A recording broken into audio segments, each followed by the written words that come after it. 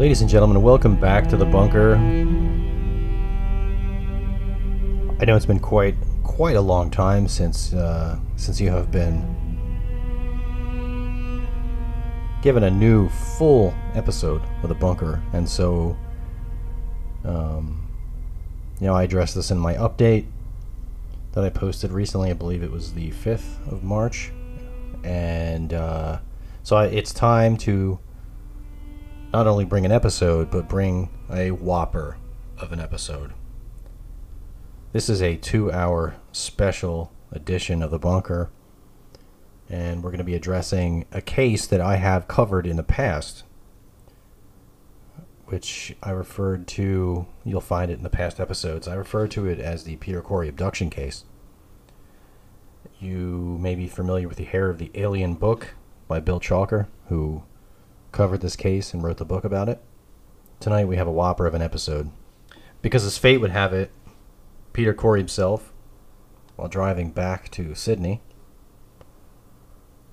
heard the episode of the bunker, and I'll let him in his own words explain how that unfolded and what that experience was for him.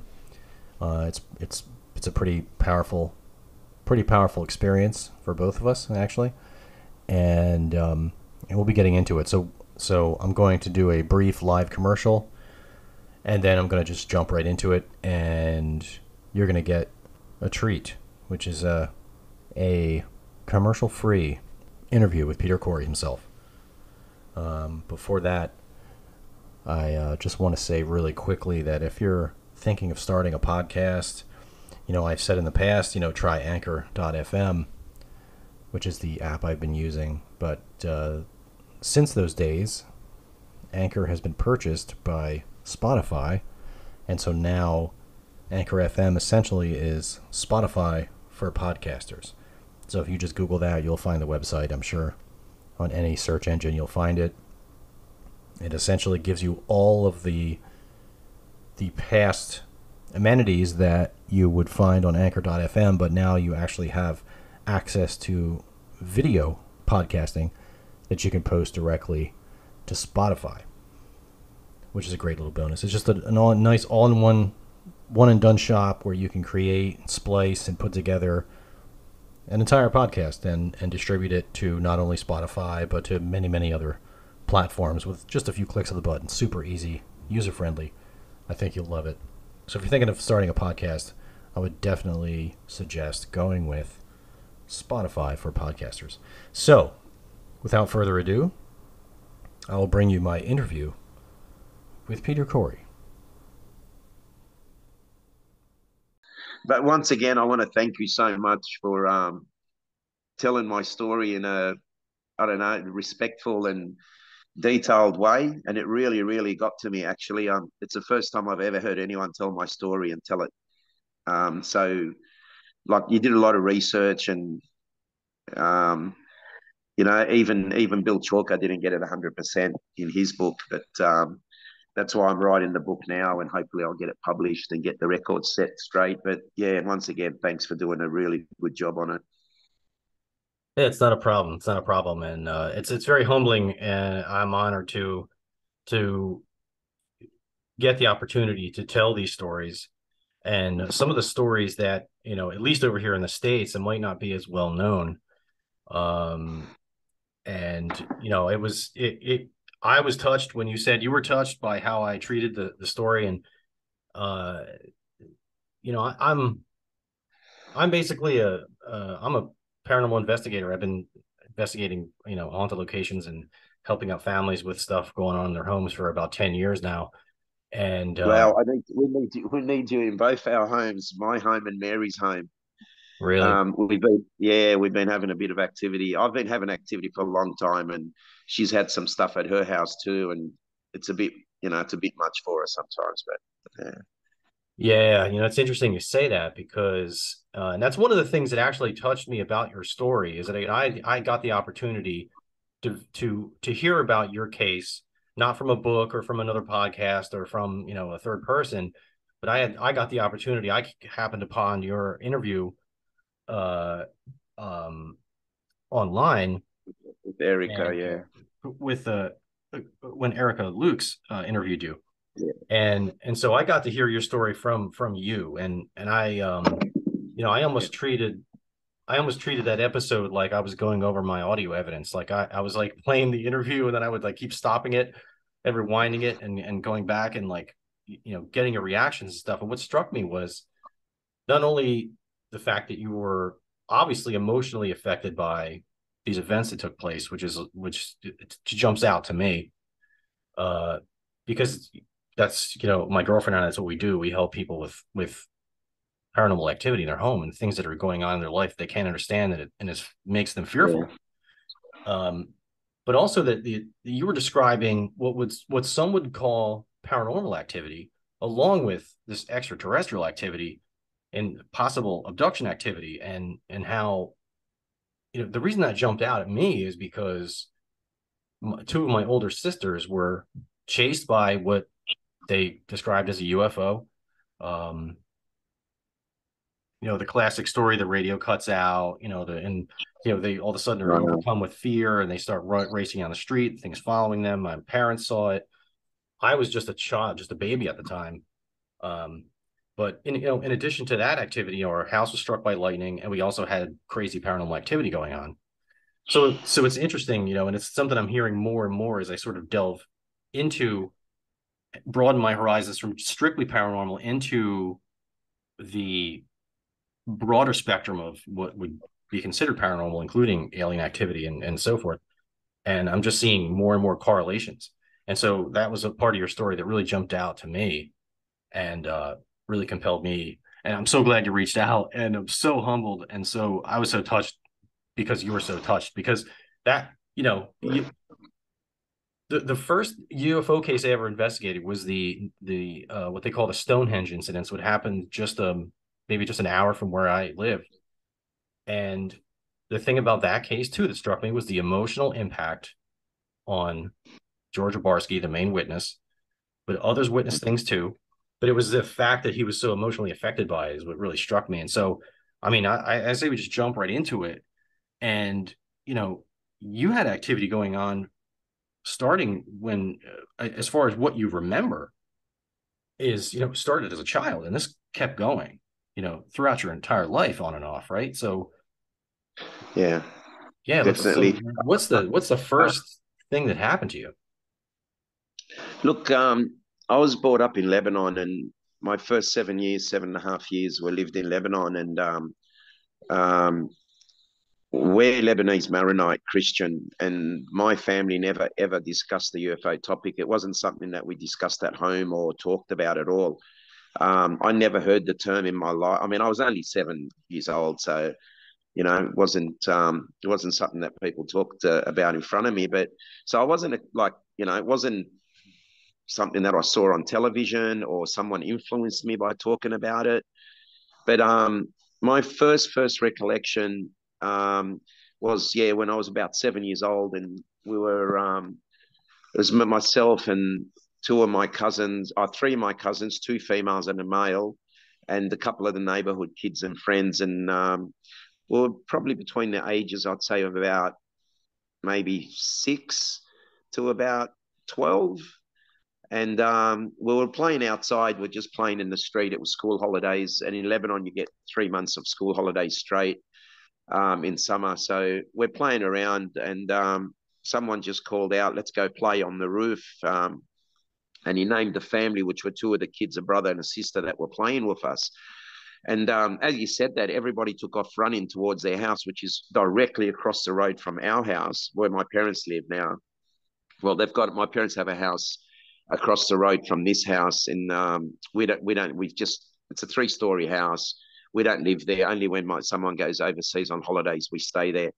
But anyway, we ran up to their house and went up the stairs, ran up the stairs, and as we reached the top, on the roof, the landing, and we had to walk out onto the roof. There was a solid metal steel door, and it was built into a frame, so it had its own frame, which was a few inches off the ground, and you had to step over the frame as you walked in. And I recall every other time that we went up onto that roof, anytime you walked through, if you walked a meter in front of me and you pushed the door open, by the time I walked through, which would be another 2 steps behind you, that door would come flying back at you because of its own weight. It'd just come back and close. So you'd always have to have your hands out in front of you so you could push it away from you. And I saw like 3, 4 kids run through, and this door stayed open. So I was expecting it to come back and hit one of them. And when it didn't, as I stepped through the door, I had my hands fully stretched out in front of me with my palms up, thinking that if it comes back, springs back, it'll hit my hands before it hits my face. So that's what I was anticipating as I went onto the roof. And as I stepped over onto the roof, um, my all my friends and cousins had taken 3, 4, 5 steps, and they were just standing there, and I didn't know at the time that they were frozen in time, like mannequins, like shop front mannequins. But as I stepped out, I noticed they weren't moving, and I started to walk between them, and they looked like literally statues. That they had no expression on their faces. There was no movement whatsoever. I couldn't even see them breathing.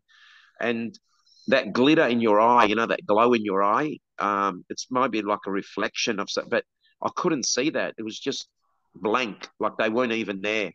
And the only thing I can relate it to is years later, over in Australia, I lost a friend of mine who committed suicide. And when we went to the viewing, I looked at him, and for some reason, his eyes were a bit open. And we all commented that you just could not see like that glitter, that soul, whatever it was in the eyes. And that reminded me of that. And so I'm a bit, you know, concerned. Like, why aren't they moving? Is it a game? Am I in? I was the last one on the roof, so I thought, oh, maybe it's a game. So I started to tickle them around the waist, and try and get a reaction out of them, and they weren't even moving. And then there was another kid with us. He was probably 12 years old. So he was a couple of years, 3.5 years older than us, I believe, at the time. And I reached up, I looked at him, and I reached up under his chin so I can tickle his throat and get him to react. And as I looked up, I saw an egg-shaped object, which was egg-shaped, like nothing can describe it better than egg-shaped, with the pointy end up high and the rounded end to the bottom. And it was leaning on a 45-degree angle. And it was only about 20 meters above us. And as I looked up, I noticed there were 2 figures in there. Now I could see it was like a silvery, whitish um, object. And then on the front, it had a windscreen, which was oval shaped. And it was as dark as your TV screen when switched off. It was really dark, but I could still see 2 silhouettes inside, sitting like a helicopter pilot would, but not sitting in such a way. They were more leaning forward because the thing was on a 45-degree angle. So it looked like they were leaning forward, but they kept looking at each other. And I knew they were talking about us because they'd look at each other and then they'd look back towards us, well, towards me. The others didn't know what was going on. And I saw them do that a number of times. And then it dropped about 5 meters. It got lower, closer to us. And I was like, oh, I didn't see a propeller. We'd seen many, many helicopters. We lived in Lebanon at the time, and we used to always get Israeli helicopters flying over and dropping propaganda material like coloured paper with writing. We didn't really care what was written on there. We just ran around and collect the coloured paper, make paper aeroplanes out of them, basically. And as kids, whoever collected more colours was the winner, basically. And it was something we were accustomed to. We'd see them fly right above us, meters of, 50 meters above us, and they'd be sitting outside with their feet dangling down onto the landing pads and that. So we were very accustomed to what a helicopter should look like, or the sound of a helicopter, and so on. This thing was completely silent, egg-shaped, no propeller, no landing gear, didn't even see open doors or anything. It was just egg-shaped and hovering above us. And then I noticed it dropped about another 5 meters. So it was only about 10, 15 meters above us at that stage. So it was really close. I couldn't see any markings on it. It was completely clear, as in no markings at all. But I could definitely see 2 very thin, very tall, silhouette, shadowy looking figures. I couldn't see any features such as eyes, nose, mouth, but I could see the silhouette. And as I'm looking up at this thing, the next thing I remember, we're all down on the bottom ground floor, and some of us are sitting on the steps and some are standing. And we were actually talking to each other, and we were looking at each other thinking, how did we get here? Like everyone's last memory was we were on the roof, we're playing up on the roof. And all of a sudden, we're downstairs and no one knows how we got there. So we were questioning each other about that. How did we get here? We were just on the roof. I obviously asked, did you see that object, or why did you guys stop moving? You were frozen. No one, it was like they were dumbfounded. They didn't know what I was talking about. So they didn't even react to me. It was like, what are you talking about? Sort of expressions more than words. And as we're talking and asking each other questions, we hear our parents calling out to us. And one of the kids stuck their heads out the door, and we're down the side of the house now, and he looks down the street and calls out, goes, "Oh, we're here, we're here." So three of our parents come up, and they're questioning us like, "Where have you been?" And we're like, "What do you mean? We're up on the roof." And they're like, "No, where have you been?" And we're like, every time we said we were up playing on the roof, we got in trouble, and we'd get a little smack on the butt, and they'd question like, "Where have you been? You're lying to us." And we're like, "No." And every time we told them we were on the roof, we got a smack on the butt. And then they actually said to us, "We've been looking for you for over 2.5, 3 hours nearly, calling out to you, calling out your names. If you were on the roof, you would have heard us. Why didn't you respond?" And we said, "We didn't hear you. We didn't hear you calling." So from the time we went up on the roof to the time we were back down at the bottom landing on the stairs, apparently some hours, 2 or 3 hours went by. I've got no recollection of things happening or being taken or anything like that, but there was some missing time in hours. And anyway, our parents told us to go home. We were grounded for a couple of days. We weren't allowed to play together as a group. Um, and I'm just going to jump back a little bit here. I got this information from my mum in 2004 when Bill Chalker was researching the book, Hair of the Alien. And he was talking to my family and speaking to family members who had seen things around me. And one of my brother had the experience when I had the 1988 experience. My brother was with me. And I remember my mum walking into the room and she was asking, "What are you guys talking about?" And my brother said, "Oh, they're interviewing us about Peter's experience in 1988. And out of the blue, like I've never heard my mum say that. And I wish we record. It's documented in writing. Bill made notes, but we didn't record it, video record it, or even audio record it. But she said, "Oh yeah, I remember when we were kids, our parents, we used to see lights in the sky all the time, and our parents would tell us they're Israeli spy planes." And I mean, everything in Lebanon gets thrown back as Israeli spy something or other. But she said there was one day I never forget, and she said Peter was 22 days old. So this is 1964. It'd be around May 18th, maybe something like that. She said Peter was 22 days old, and I remember it was 3 o'clock in the morning. I was breastfeeding him, and as I was breastfeeding him, I saw what she said was an alien at the window, or a being at the window looking at her. And we used to, in Lebanon, you'd have the glass, obviously the glass, then you had wooden shutters, which are louvered, like you'd have in some wardrobes that have louvered wood on there, the doors. You open the outside shutters and you've got your glass windows. And so my mum's sitting there at 3 o'clock on her bed, breastfeeding me. And she said she saw an alien with big black eyes, well, big eyes, but actually had blue in the eyes more so, and white hair. And it was combed to the side, like over, really to the side and combed over. And it was just up to his neck, shoulders, really white, milky skin, wearing a turtleneck, a black turtleneck that went just under his chin, or, down his neck. And she said that she didn't feel like he was perving at her. And she actually used those terms. She said he wasn't looking at me, he was looking at my son. He was watching my son. And she made the point and said, what woman in 1964 in Lebanon in the Middle East sees a white-haired, milky white-skinned person looking through the window at 3 o'clock in the morning, doesn't freak out? And she said, but for some reason, I was totally calm. And I went to put my son down and I went to sleep and didn't even think about it. She goes, like, I didn't even think about closing the windows or the curtains or anything. Just totally calm and went to sleep. And in the morning she got up. My uncle was he was head of security. Him and two guys ran the whole security for the town, so they were highly respected by business people and that. Um, she went and spoke to him and to see. We live on the coast, and we've got two ports there. We've got a white cement factory and a black cement factory or grey cement. And there's two ports there where ships pull up, load up cement, and leave. And my mum was just asking my uncle to check and see if any foreign ships, like American, Swiss, whatever, any Western blonde, blue-eyed people with white hair were there, and there was no ships in the ports at all that week. So yeah, she couldn't, but I could never understand why she never ever mentioned it until that day. But just as well she did anyway, like it's on record now. But yeah, now after my experience in early 70s, in 73, we migrated out to Australia. My dad was here about 6 years before us in Australia working, and we followed him out in 1973.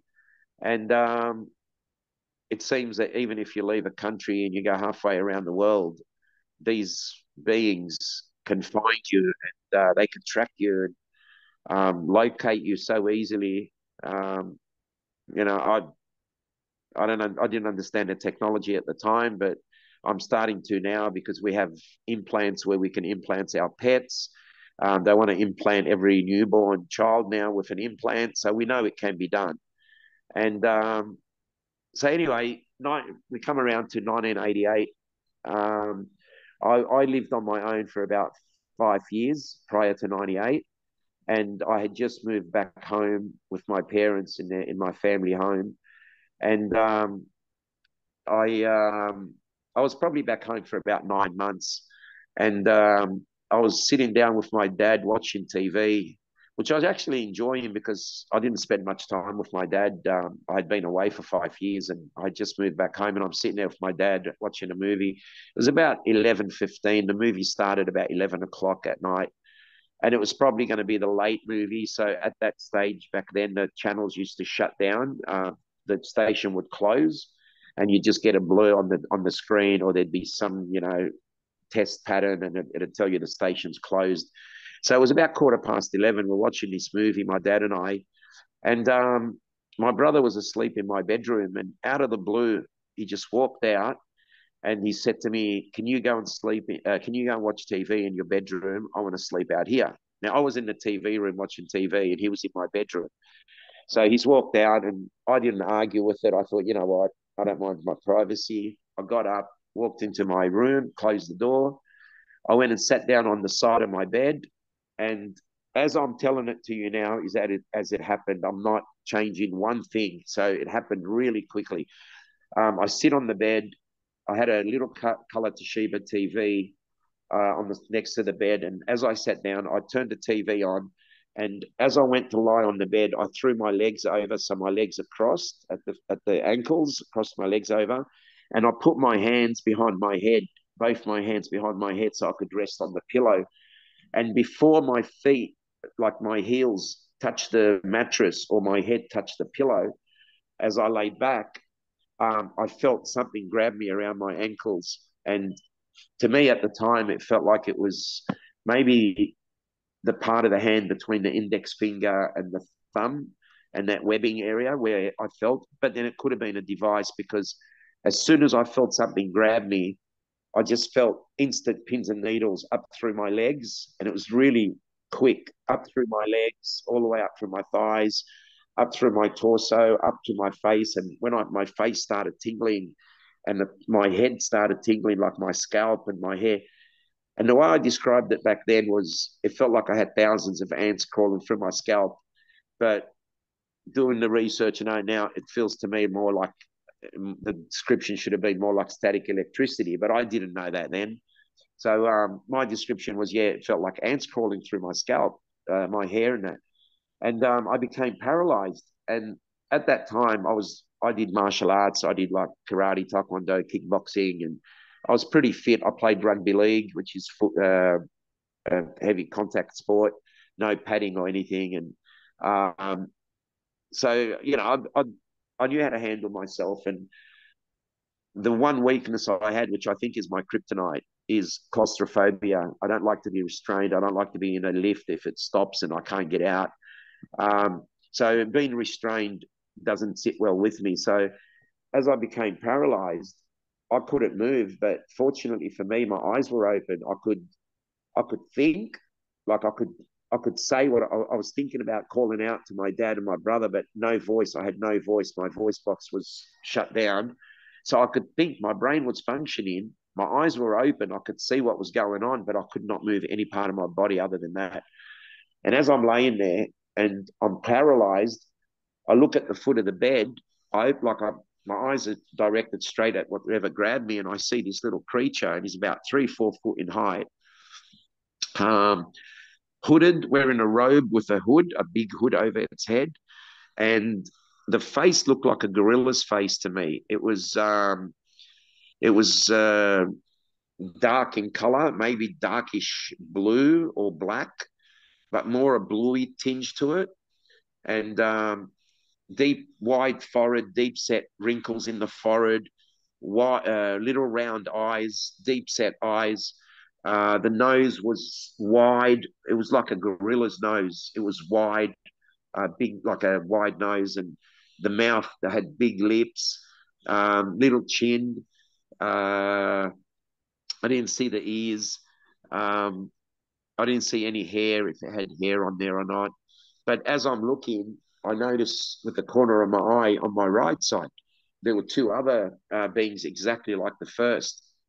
And when I say exactly like the first, I mean a copy. It looked like they were clones of each other. But I mean, they could have had subtle differences that I couldn't pick on. But anyway, to me, they looked exactly the same. And as I've looked, I started to panic because I thought, oh my God, this is demonic, this is evil, this is the devil. That's where I was thinking. The alien did not enter my head. I was not thinking alien at that stage at all. I'm thinking, oh my God, this is evil, this is the devil. I'm not going to be able, and I'm thinking I'm paralyzed. I'm panicking, thinking I'll never walk again. So I start to call out. I'm trying to call out to my dad and to my brother, who were in the next room basically. And I could say their names. My brother's name is Sam, and I could say Sam, but it wouldn't come out. I could think it, but I couldn't get that sound out.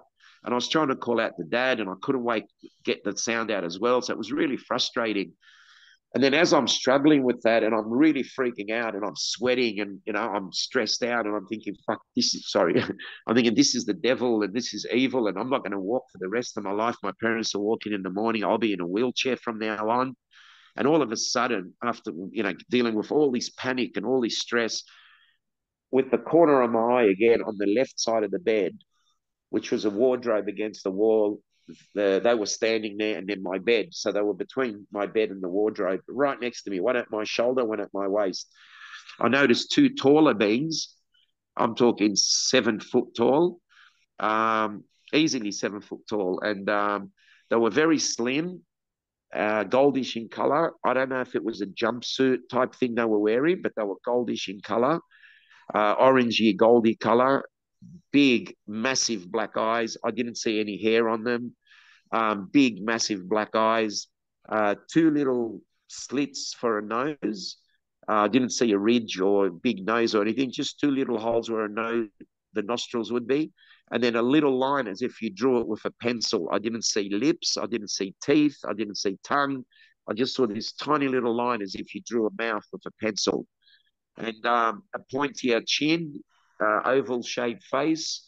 Um, and one, as I said, one was closer to my shoulder, so right near my head, and then the other one was at my waist.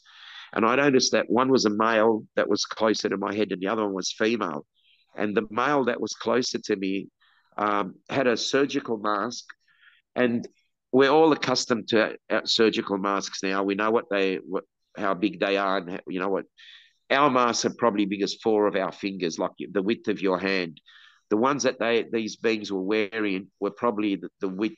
Put two fingers, your index and middle finger together, they're probably that wide, maybe even a bit narrower. And the male that was standing next to me had it sitting under his chin, so he didn't have his mouth covered or his nose covered with it. The female that was standing at my waist, she had the mask over her mouth. I'm not too sure if it was covering her nose as well, but definitely over her mouth. And I knew she was female because she had breasts, where the other one was just flat chested. And anyway, as I'm freaking out and panicking, I'm thinking, oh my God, this is evil. This is demonic. This is the devil. I noticed these beings to my left. And as soon as I looked into his eye, into the male's eyes, um, I'm talking big, massive eyes, like big as a horse's or a cow's eyes, like big black eyes. And honestly, within seconds, I felt like it, as if I was almost hypnotized by those eyes, or like I fell into this void of darkness and just fell into that space. And but I got this feeling that this being knew more about me than I knew about myself. Like this being was with me from for a long time and knew me, and that's why he wasn't concerned about wearing a mask around me. I think not to give me anything or catch anything himself. Um, but as I'm freaking out and I'm, stressing out and I'm sweating, I notice them. And then all of a sudden, I hear a voice in my head. It wasn't a voice. I shouldn't use the term voice. It was a feeling. It was a knowing. I felt him say to me, communicate with me. I didn't hear like sound coming out of his mouth, but I picked up on it in my mind, and it was telepathic communication. And it was basically things like, calm down, relax, we're not going to harm you. It'll be like the last time. Calm down, relax, we're not going to harm you. It'll be like the last time. And I'm lying there and I'm thinking to myself, what fucking last time? Like, what do you mean, like the last time? I don't have a memory of anything like this. And I mean, it Wow. Wow. could have been referring to when I was a child on the roof of that building. Could have been referring to another experience. I'm not sure. But as soon as I've I've looked in his eyes and then heard that communication, which was seconds apart, I became totally calm. So within seconds, I went from being stressed, sweating, freaking out, to completely calm and relaxed. And I remember when Professor John Mack came out to Australia in '96, and he actually John became like a father figure to me. We got on really well. When he was in Australia, he'd stay with us and we'd take him everywhere. We'd travel together. Um, we were like family. With my wife, my ex partner, and Dominique got along really well. John's partner at the time. He hypnotized me, and regressed me regarding this incident. And he noted afterwards my reaction to seeing the creatures and thinking they were evil and demonic or whatever, and how stressful it was to me, and then seeing the other ones. I remember John commenting on, even through the regression, how I was panicking and I had tears running down my eyes. And he goes, and all of a sudden, in the split second, the sweat went, the you were calm, you weren't freaking. He goes, you can't do that. He goes, your body can't fake that. Nobody can do that. So it really hit home with John as well, that the way it affected me, and how just how extreme the difference was, from feeling really threatened and demonic things, and to all of a sudden, couple of seconds later, I'm feeling so calm, and like I've never been in more peace in my life.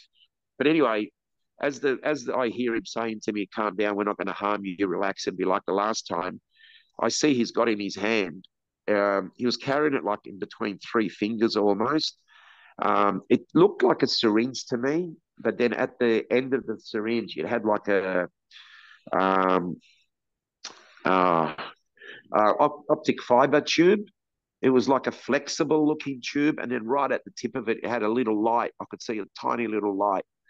And he pointed at, he's saying to me, calm down, we're not going to harm you, relax, it'll be like the last time. And then all of a sudden, he puts this needle to my head, on the left side of my head, just above my ear, but a little bit higher on the side, say, and inserted it. I felt pressure and I felt something go into my scalp, but I didn't feel pain. And then I instantly blacked out. So I'm lying in bed, and all of a sudden, I wake up, I'm fully awake, and I just sprung out of bed because I had been fighting this paralysis for so long, trying to move, trying to get something. As soon as I got movement, I jumped out of bed. I actually, honestly, to me, it was like I sprung out of bed. And I'm standing up at the foot of the bed now, looking around me, going, what the hell just happened? And then I opened my bedroom door, go into the lounge room, and my dad, my father, and my brother are still in the lounge room. But I noted the first person I could see was my brother sitting on the chair, on a single lounge chair, and he was knocked out.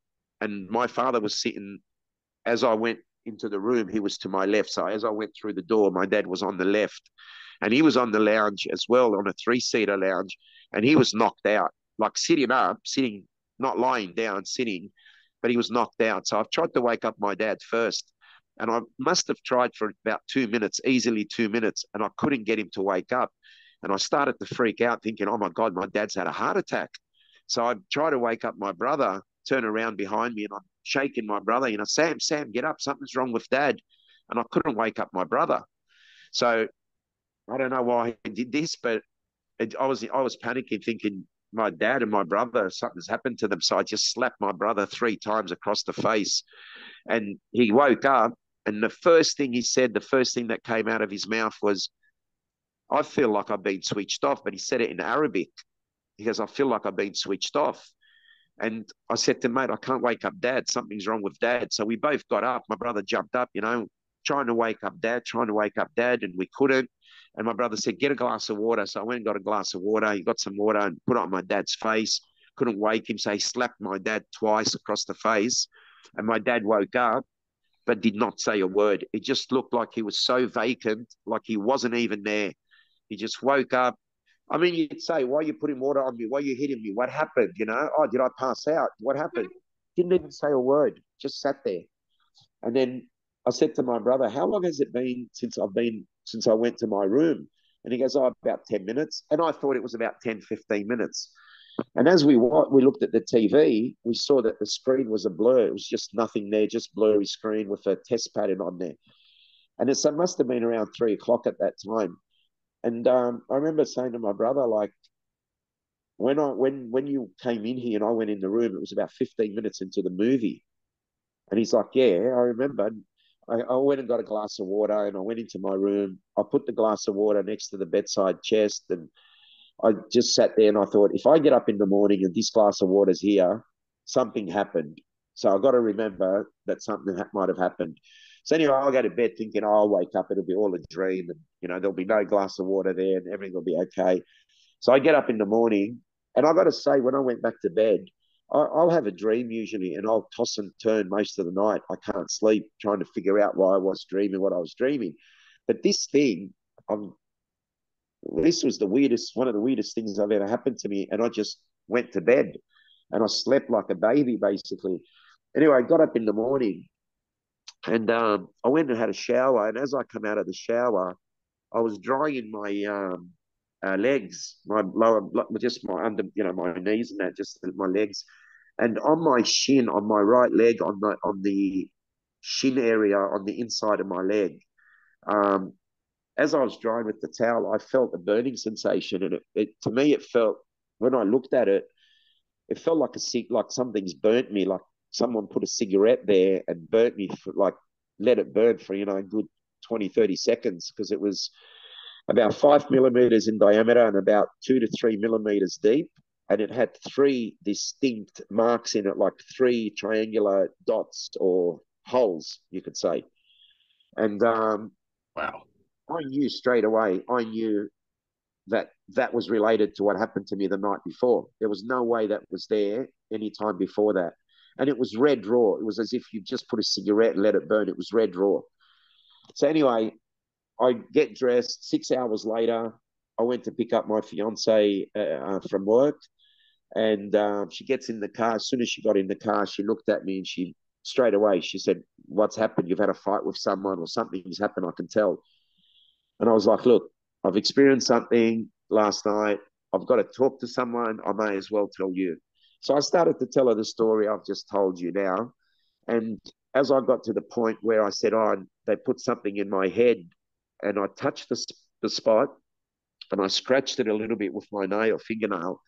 And when I looked, I noticed there was dry blood on my fingernail, on my nail. And she had a look and she actually said to me, she goes, "Oh my God, you've got like a donut shape with a hole in it, and there's dry blood around it." She was like, "You got to go to the doctor and get him to check it out."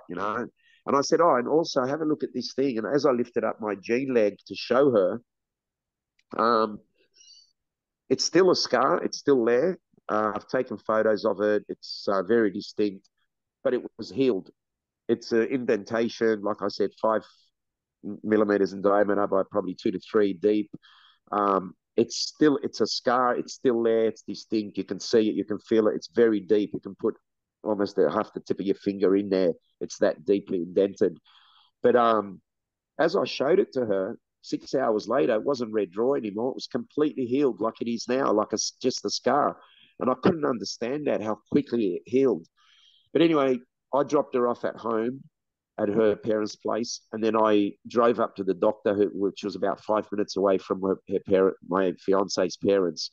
It was in a suburb called Elwood, and that doctor had been my doctor for 10 years, and she knew me very, very, very well.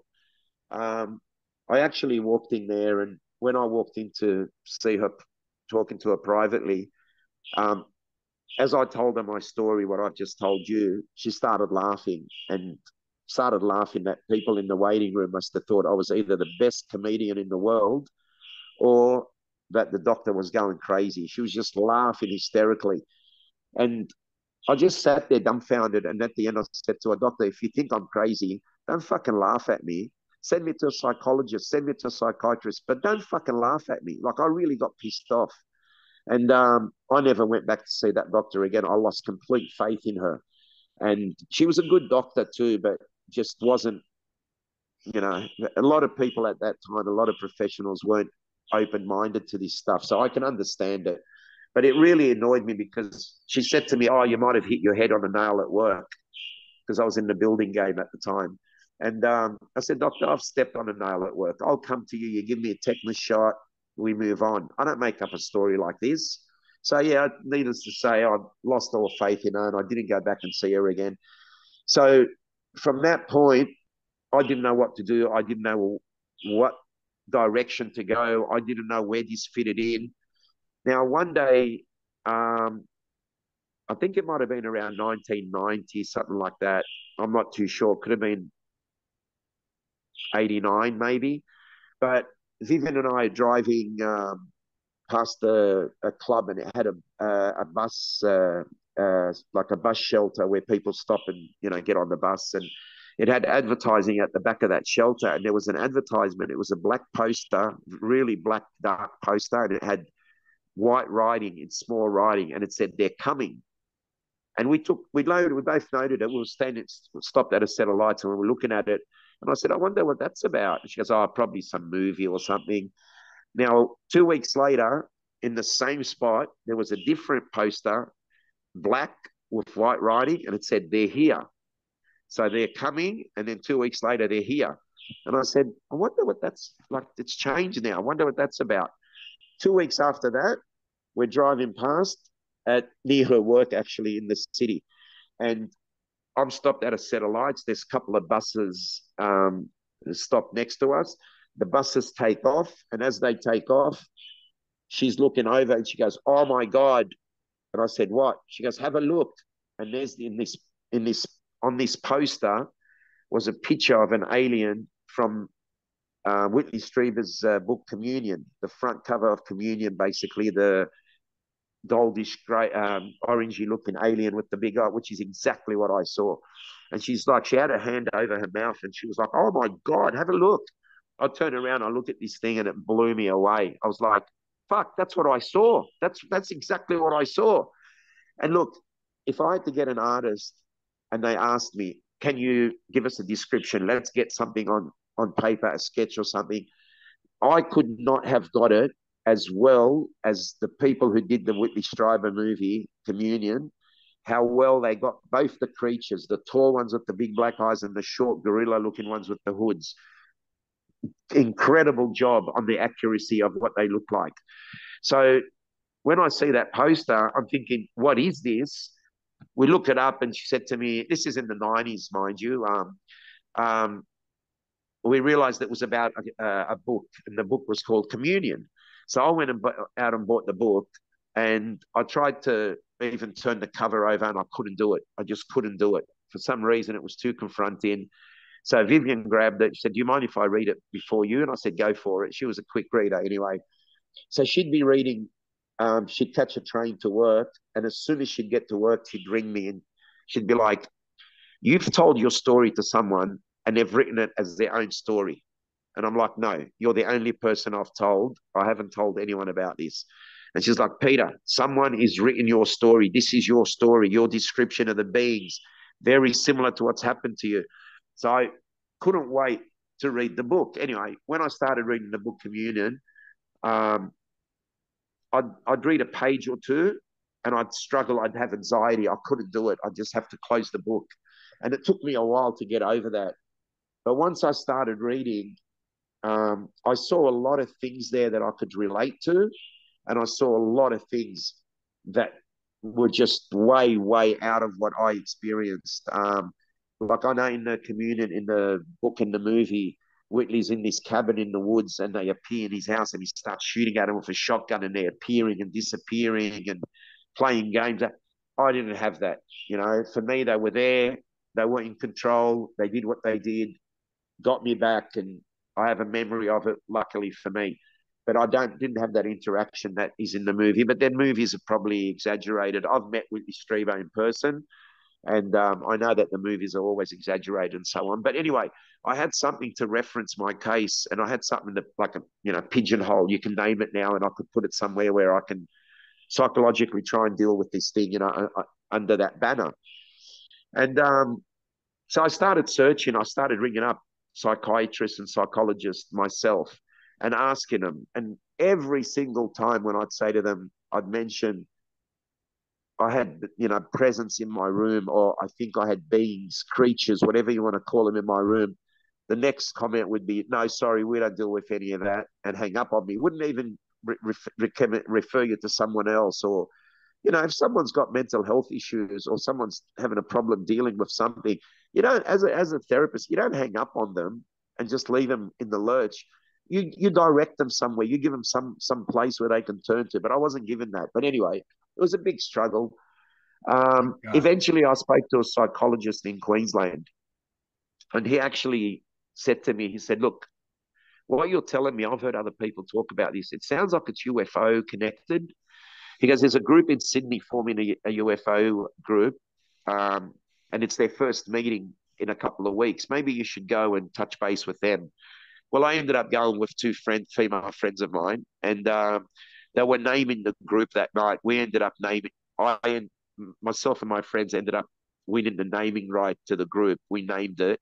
So they gave me a couple of books on UFOs, which I gave to my female friends to keep. And anyway, that was my involvement. That was my introduction to my experience being, linked to UFOs or aliens. That's the first I heard of it. So I went and got involved in this group, and I served with them on their committee for a while. I was a committee member for a couple of years.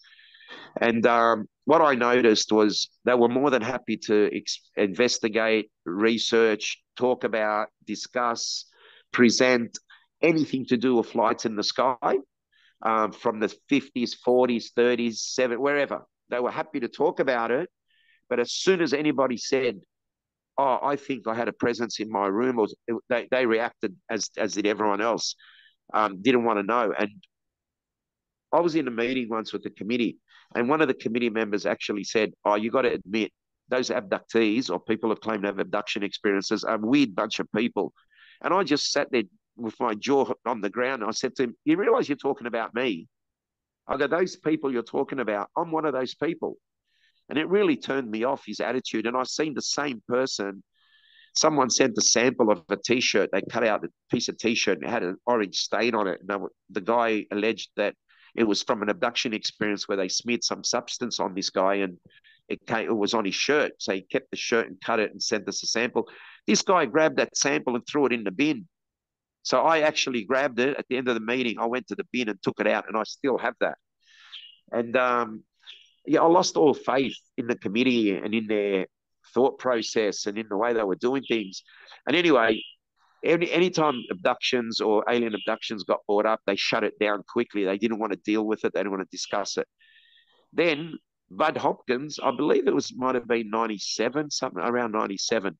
Bud Hopkins came out to Australia and he spoke about the abduction phenomena. And I did an interview, a one-on-one interview with Bud for about an hour. And my main question to him was, can someone like me in my position who's had the experience, can I be of use or helpful in a support group environment? Like, can I help people? He goes, you would be one of the best people to help. He said, because you're dealing with your experience well, you're strong, and for you to want to help others, he goes, that's going above and beyond. So in 1993, I founded myself and a colleague, his name was Jamie. We founded the UFO Experience Support Association, which was a support group just for people who've had experiences. We just wanted to give people somewhere where they can turn to and talk to someone. That's all. It wasn't, you know, it wasn't going to be as big as we thought, but then we had all these professionals come on board. We had psychiatrists, psychologists, counselors, doctors, you name it, physicists, hypnotherapists, naturopath, you name it. We had all these people just wanting to join our group. And it was so successful for about 15 years. We just did such a great job. Public education was big on our agenda, so we'd hold public meetings, we'd hold film nights. We did a really, really good educational-wise job. But after Bud Hopkins came out, the group, the committee and the group realized that, oh, this abduction phenomena is a lot more interesting than we thought, and there's a lot more evidence to it than we thought. We, since Peter, they appointed me the representative for the support group. So I was looking after contacts when people called.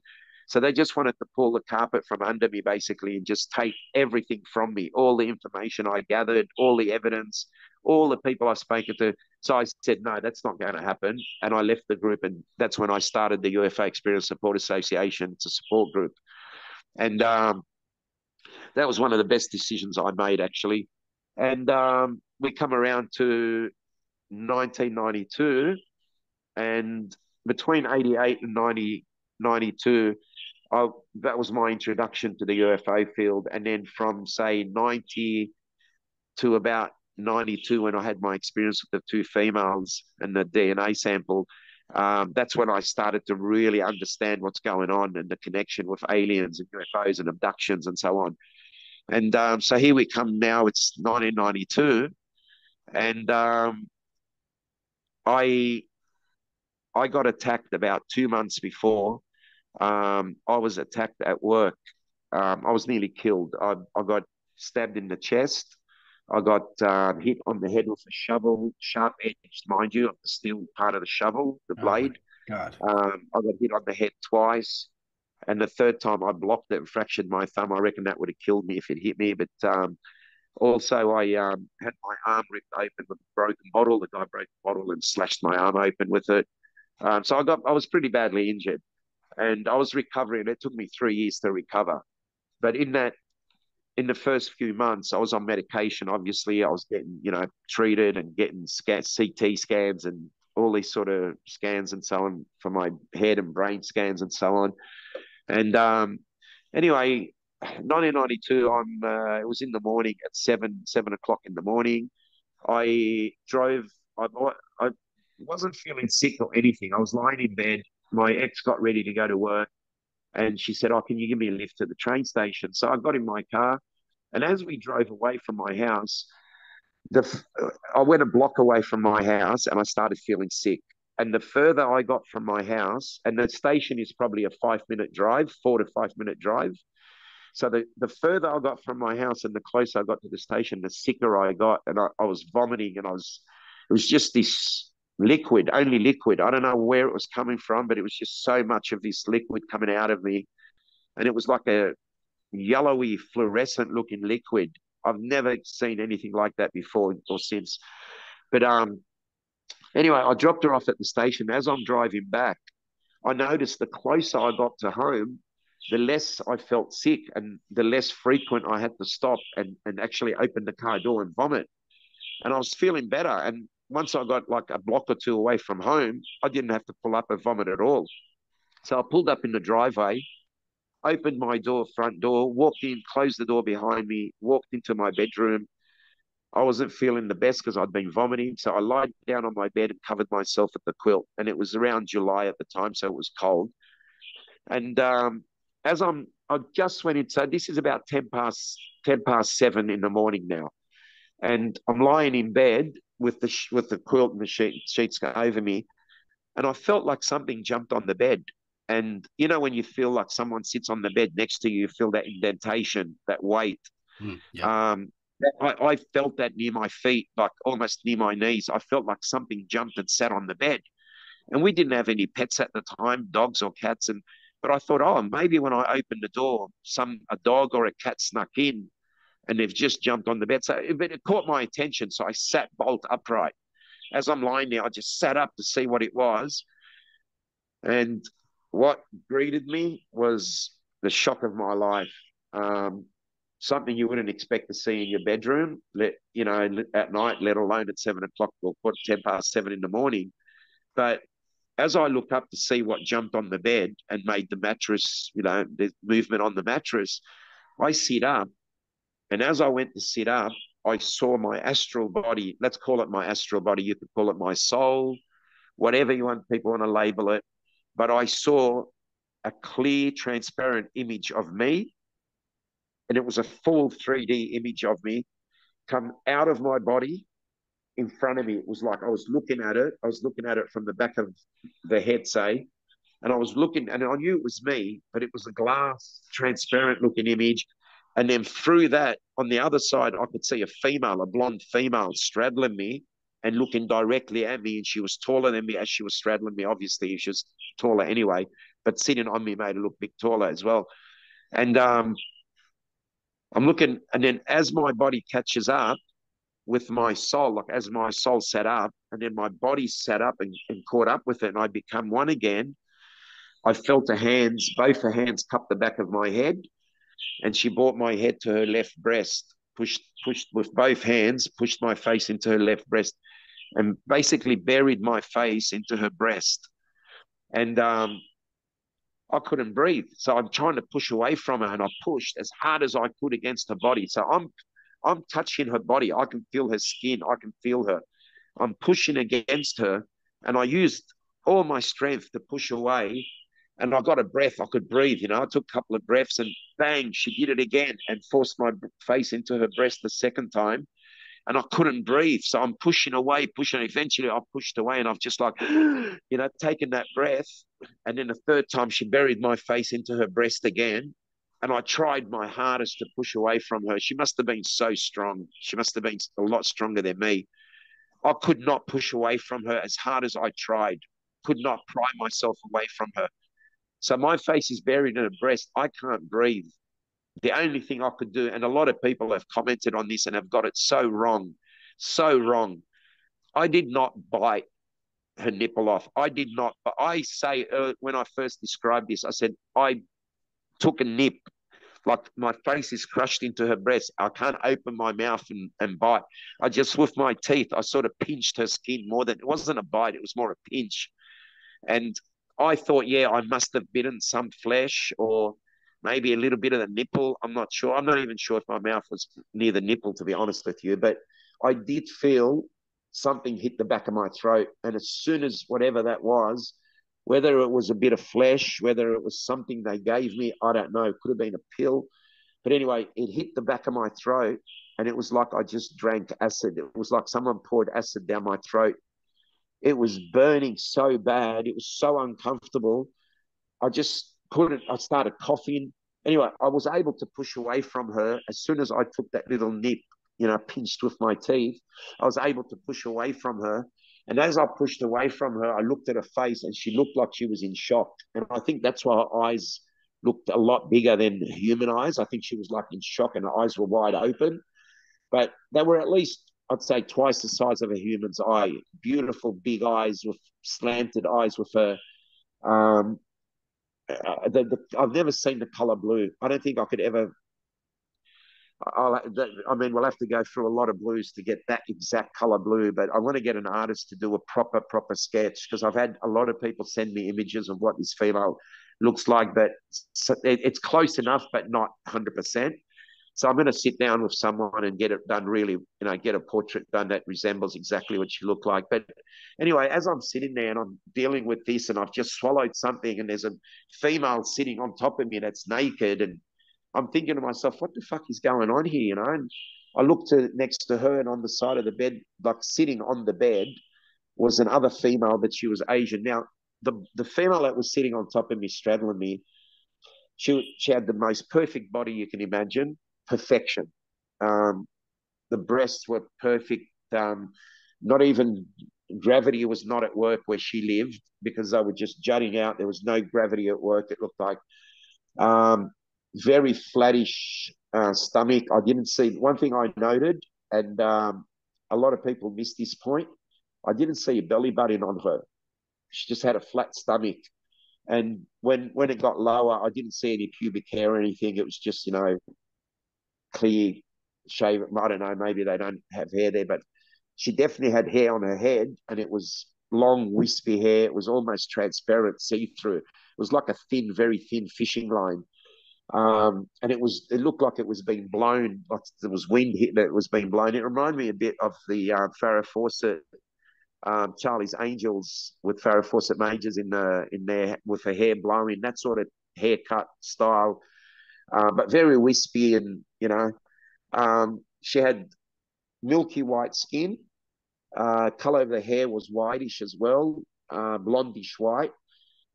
She had flawless skin. I didn't see a wrinkle in her face. Like her forehead had no wrinkles, near her eyes, everything. I didn't see any wrinkles at all. Big, big, beautiful eyes, a longish nose, but I'm not saying a big nose. It wasn't like a nose sticking out long. It ran down her face, the length of her face. She had a longer face. If you can imagine the singer Cher, Cher's got that longer face, elongated face. She's got the high cheekbones.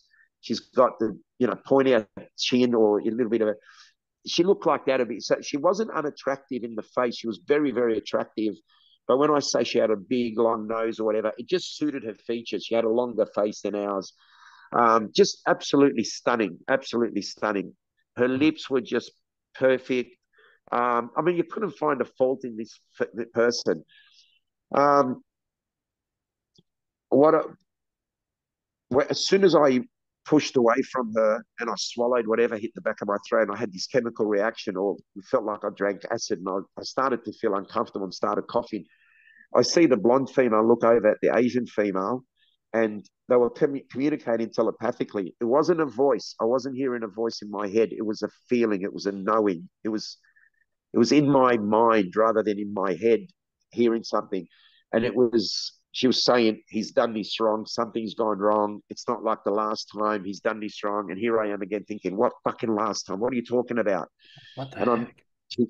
yeah. And she's like, he's done this wrong. Something's gone wrong. And she was like looking over, side on, looking over at the Asian female. The Asian female didn't respond. I didn't pick up any telepathic information, anything, but she was there observing or watching. I don't know if she was teaching or she was learning, but she was definitely there watching. And yeah, it was that sort of communication. There was a bit of telepathic communication with me, and probably lasted about 20 seconds. And it was so quick, so rapid. And I was saying to myself there and then, I was like, how am I going to remember this? Like, I knew it was information for me, but I just couldn't. And I got this thing, you will remember it. When you need to, you will remember it. And I've remembered certain things. There's a couple of things since. But anyway, as I'm doing this, I'm getting this feeling in the back of my throat, and I start coughing. I get the worst coughing fit. And as I look down to cough, I'm coughing, I look up, females are gone, vanished. Within a split second, they're gone. So as quickly as they bloody appeared in my room, they disappeared quicker than they appeared. I just coughed, looked up, they were gone. Anyway, I jumped out of bed, I stood up, and I was thinking to myself, am I dreaming? Is this a dream? Is this really happening? But then there's my throat burning and I'm coughing like crazy. So I went into the kitchen. I had to have something to drink. I had a little bit of Lebanese bread and a little bit of water. And as soon as I drank the water, it was like I poured more acid. It reacted with whatever was in my throat. And it was just the worst reaction than before. And I started coughing again. And When I'd start coughing, I would cough for 20 minutes straight, 20 minutes straight, non-stop coughing. Anybody that coughs for that long, your insides will ache, your back aches, everything aches. So I was starting to feel, uncomfortable. I was in pain. My body was aching. My organs were aching. Anyway, I had the urge to go to the bathroom. So I went to go to the bathroom and pee. And as I stood there to pee, just before I peed, I felt like my penis had been slashed with razors, like someone had just slashed my penis with razors. And as I looked, I noticed that there were two hairs under my foreskin, and one was like as an S, and the other one was sort of half wrapped around, but they were embedded into the skin on my penis. And I know it's hard to talk about, but you know what? It happened. I'm going to talk about it. I don't care. But yeah, if you grab your fingernail and pushed it against your skin, and it leaves that mark, that indentation. When I was trying to take the hairs off, that's what they left behind. They left a trace of where they were, but it was embedded into my skin. People have said to me, "Oh, you should have taken a photo." Yeah, maybe I should have, but not that I was showing it to anyone. But you don't think like that when you're going through this stuff. You don't think, "Oh, go get the camera." And there wasn't mobile phones with cameras then. You don't think, "Oh, go grab the camera, and take a photo of my." Come on, you know. But Right. people are, yeah, people can be critical about a lot of different things, but that's one of them that annoys me. But anyway, mate, as I removed the hairs, I was in tears. It was that painful. I've never experienced pain like that. And I've been through major pain. It was excruciating pain as I peeled these hairs off me. Oh my God, it was like they were embedded in me and I was tearing them out. It was so painful. I had tears running down my eyes. It was so painful. So I knew those hairs had to be from the experience that night, that morning, sorry. So I went and grabbed a bag. I put him in a bag. I sealed it and I put a note on it, the date, the time, and I put, incident with two females. Anyway, it was probably about half an hour, maybe up between half an hour and an hour after this happened. I rang my wife. She was at work. She would have got to work by that stage. I rang her and she answered the phone and I'm talking to her and she's like, "I'm sorry, who am I talking to?" And I was like, "What's wrong? It's your husband, it's Peter." And she was like, "Oh my God, it doesn't even sound like you. Your voice is so different." I said, "Yeah, I know. I've been coughing. I've been coughing like crazy, having coughing fits for 20 minutes." I'm like, "Look, something happened to me. I need to talk to you about it, but I'm not ready to talk about it now. When I am ready and I do talk about it, just relay my story, what I tell you, relate it to this coughing that I'm having now." And I'm coughing as I'm talking to her. Anyway, we hung up. She come home and we talked about it. And I said, "Look, I'm not ready to talk about it yet. I'll tell you when I'm ready." It took me about 3 weeks. I think it was probably 18 days afterwards that I felt a bit guilty. I felt guilty that how am I going to tell my partner there were two females in my room, in our bedroom, on our bed? Doesn't matter how understanding they are, how open-minded they are, they're going to have question marks. Is he telling me that? But why would you go and tell your partner you had two women in your house at 7 o'clock in the morning if it was something, untoward, you were doing something wrong? So you wouldn't. But anyway, I took me about 18 days, I believe, before I told her. And when I explained it to her and we talked about it, she shocked me actually because her reaction to it all was, I thought she'd be confused and, be a bit angry about it, um, from the point of view that, these things are happening to people and they can't control it. It's not fair. But no, she said to me, she goes, "Look, I don't blame you. It wasn't your decision. It's not like you picked up a girl on the way back home and brought her to our room." She goes, "It's something out of your control." And I was like blown away by the way she looked at it, and which helped me to think that way as well. I thought, you know what, she's right. It is out of my control. It's not something I instigated or asked for. Yeah. So that helped me deal with it a little bit more from a personal and in a relationship point of view. That was a good way to deal with it. And after that, I was doing a program.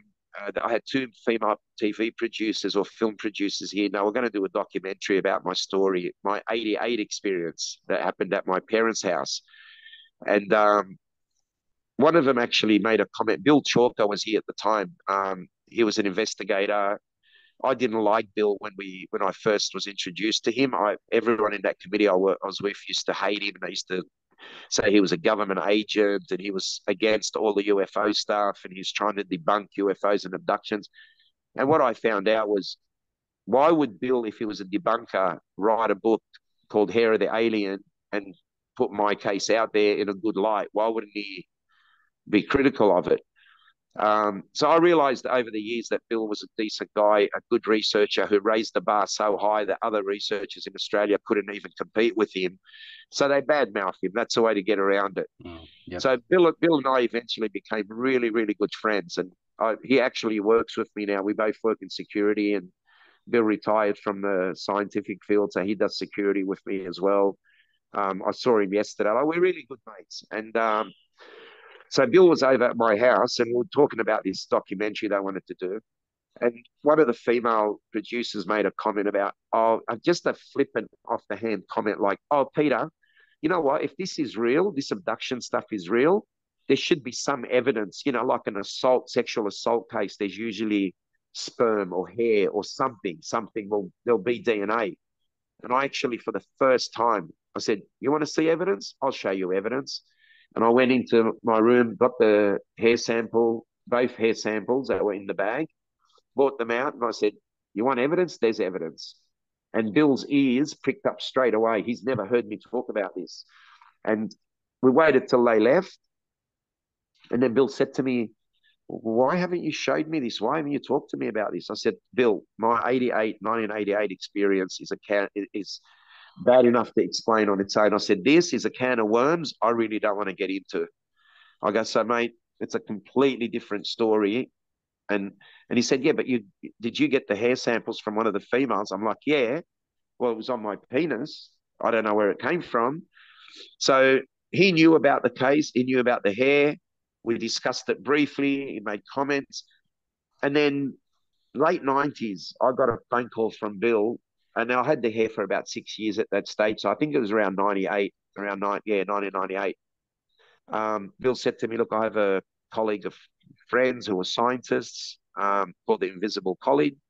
And if you like, we want to test a hair sample. We want to do some DNA testing on it. Would you be interested?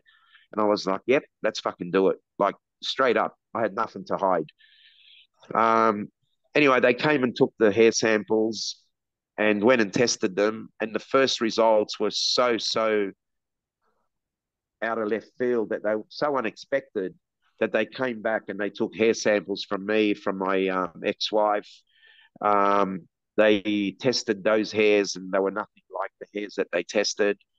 And the initial testing of the hair was done on the shaft of the hair, and it showed rare Chinese mitochondrial DNA. Although the hair was transparent, see-through looking like a fishing line, it wasn't black like Asian hair would be.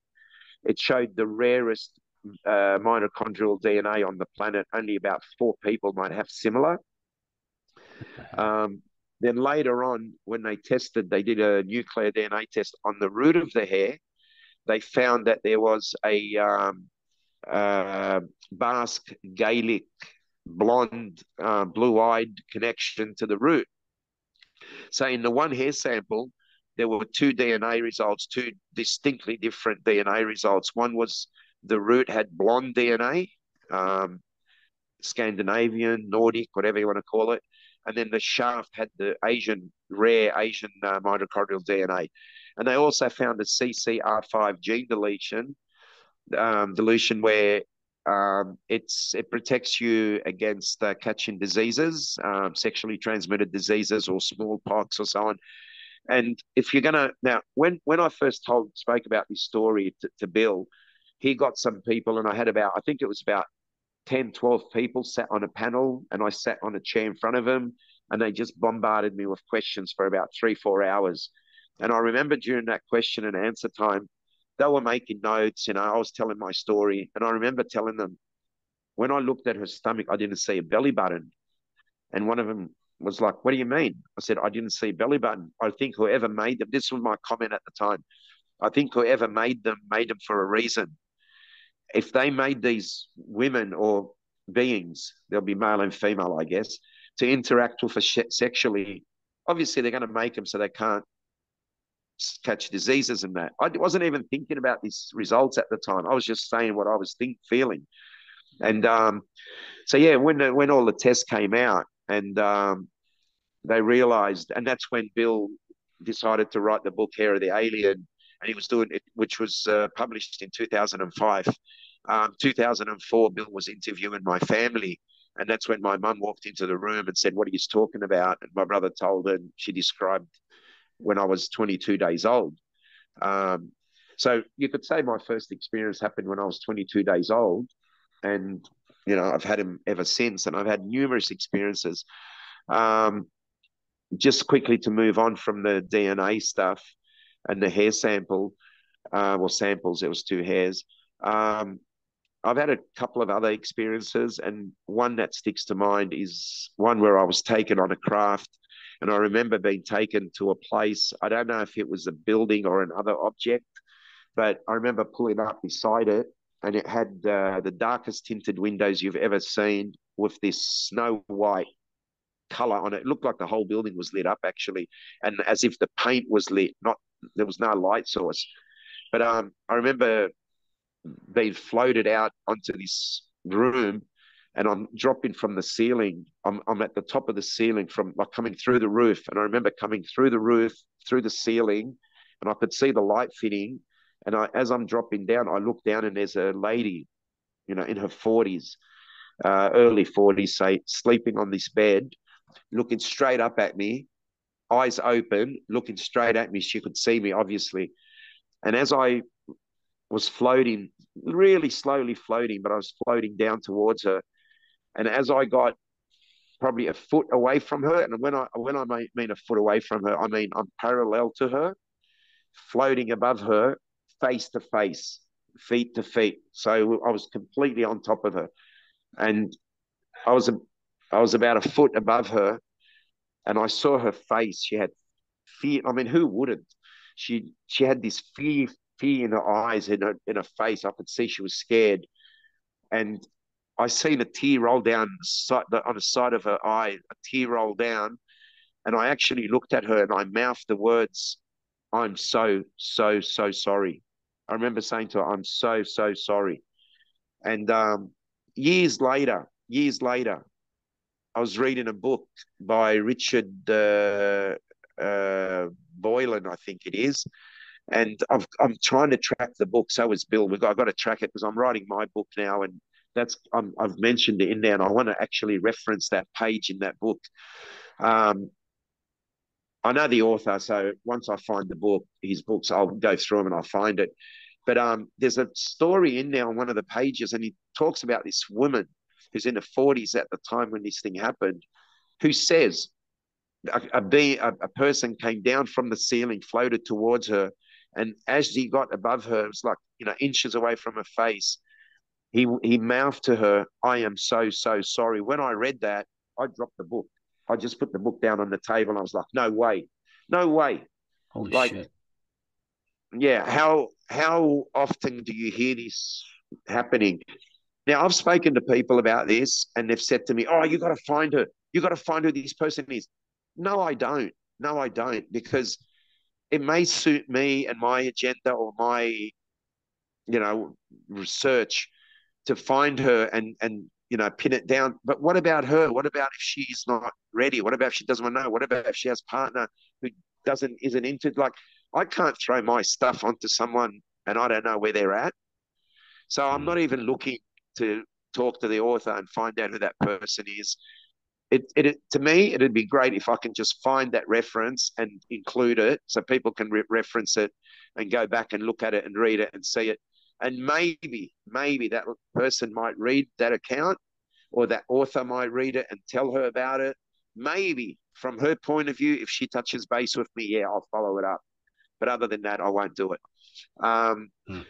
Look, and then we're talking about, you mentioned to me that you're into helping people clear entities or spirits or whatever in it from their homes.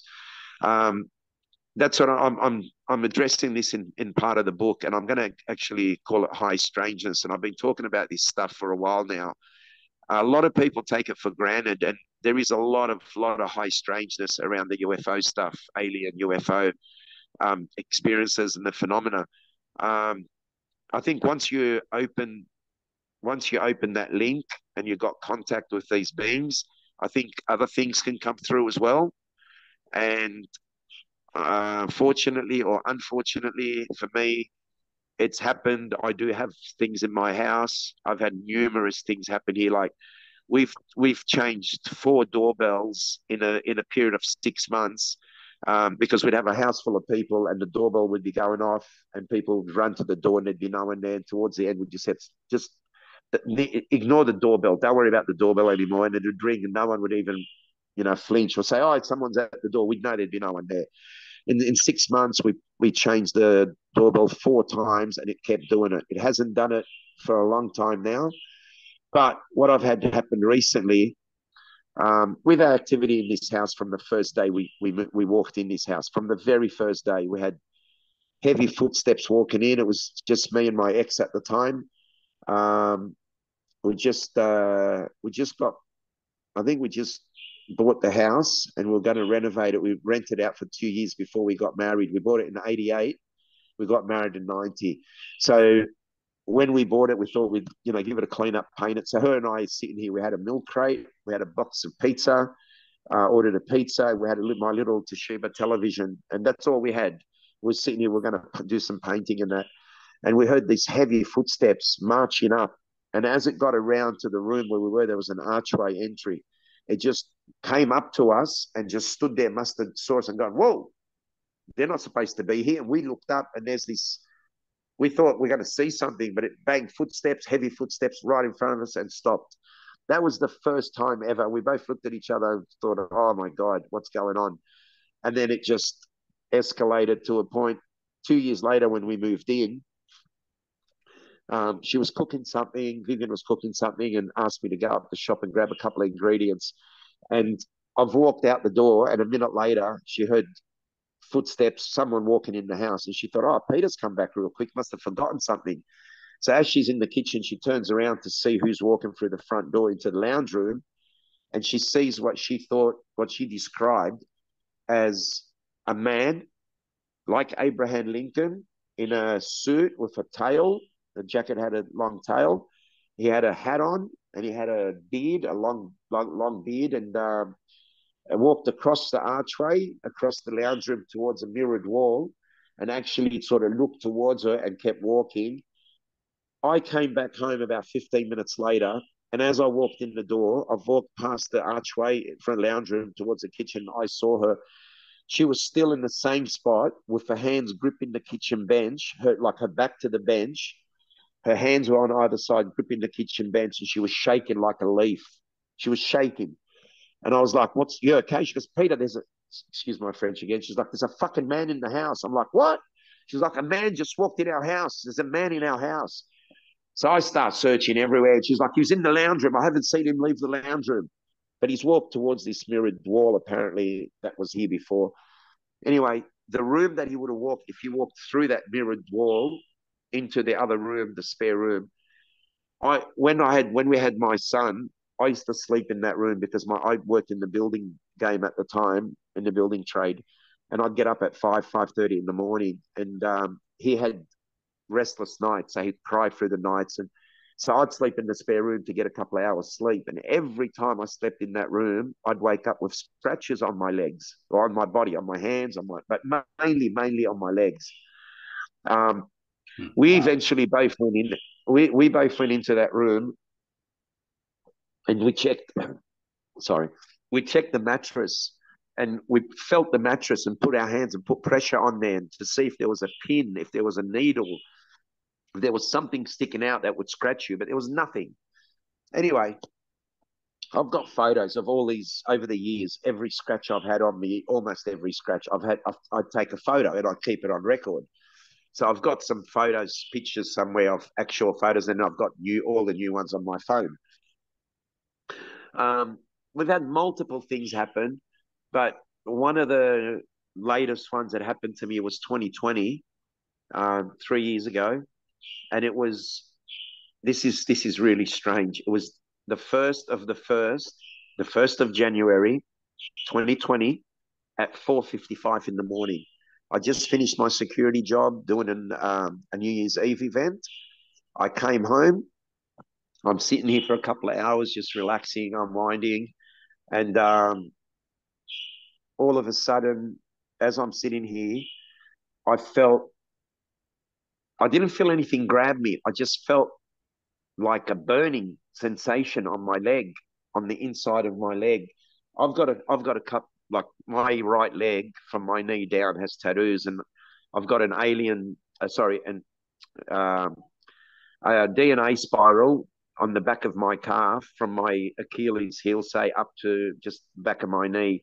It's a DNA spiral, and it's like an old tattered DNA, and then another spiral comes out of it, and it's almost like arms, and then there's a head of a creature with the big black eyes on there.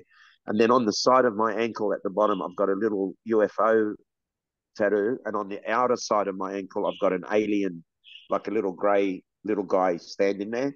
So that leg's dedicated to that, and I felt it on that leg, on that same leg where the UFO tattoo is. It's like a cartoonish tattoo, and I felt burning on there. And as I touched it with my hand, my fingers were wet. So I had a look, and I couldn't tell why it would be wet. I couldn't see anything, and I looked at the where the tattoo is and where the burning was, and I couldn't see anything. But as I looked, I could see little droplets of blood coming out of my skin. And as I'm looking, I can see my skin cutting, like something scratching my skin. I can see this with my eyes. It Whoa. was as if you grabbed a scalpel, say, but a hot scalpel, electric scalpels, and as you ran it down, it cauterized the mark. So there were little bits of blood here and there. You could see little blobs of blood, but this thing was probably, I'd say, 4 or 5 inches long as it went up my leg. And I'm watching this thing cut my leg. So I went to grab my phone, and took a photo, but I also put it on video. And as soon as I started filming, you could see it moves about 5 mil, and then it stops. And then I filmed it, and it wasn't moving any further up. So I stopped filming it. Now, as I'm sitting there again, I've taken the photo. There's no other scratches on my leg, only this one scratch going through the tattoo. The next, I get more burning on the back of my leg.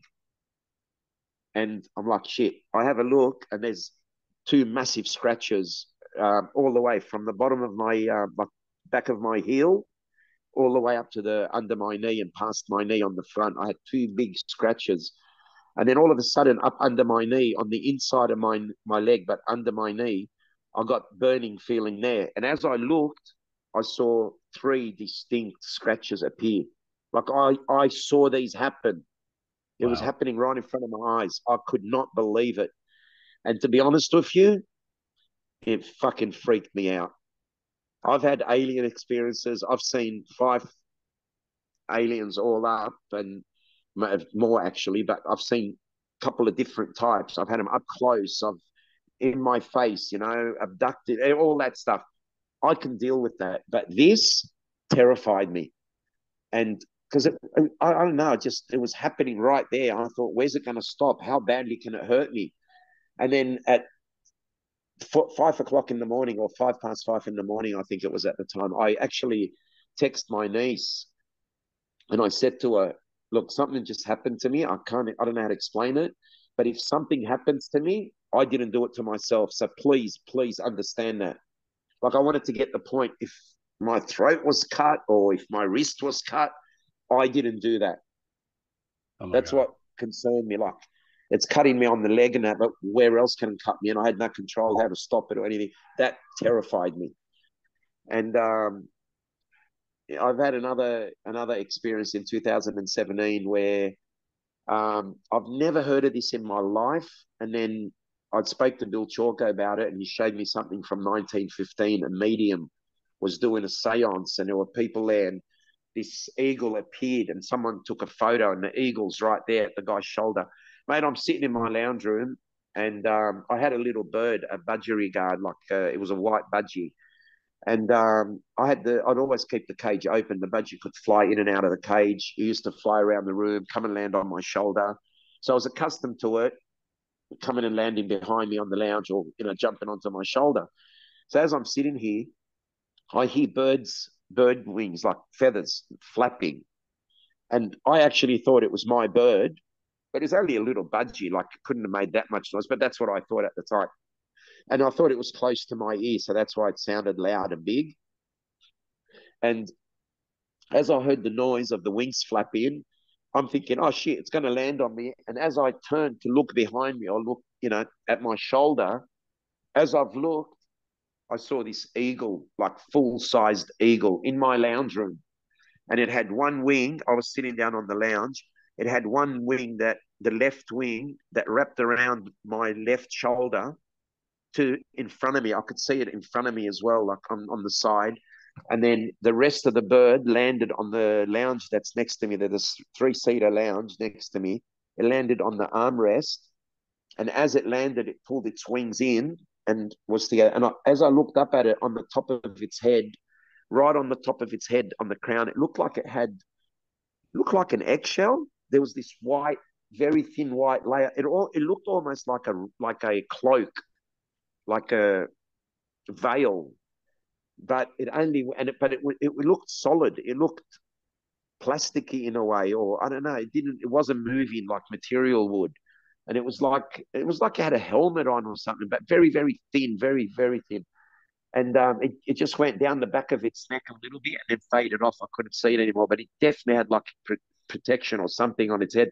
And that could have been like a halo. I don't know. But anyway, it landed on the arm of the chair. And as it folded its wings close to its body, I've taken note. And this thing would have been, I'd say, 2 to 3 foot from top to bottom. But it was landed on the armrest, and I'm looking at it. And as I look down, I get to the tail section. And to me, the tail section, the whole tail looked like it was made from mosaics, like crystals and emeralds and jewels and rubies and diamonds. It was all these little jewel things made of the tail. And as soon as my eyes reached the bottom of the tail, all these jewels started breaking up and started hitting the tiles. I got tiled floor in my lounge room. I could actually hear them. Imagine you grabbed a whole bunch of those glassy, crystally rocks, little pebbles and that, and you just threw them on your tiled floor and just let them fall out of your hand slowly, how they hit the tiles, and they'd be bouncing around, making noise everywhere, and all that, just increase and increase. And I could hear it all.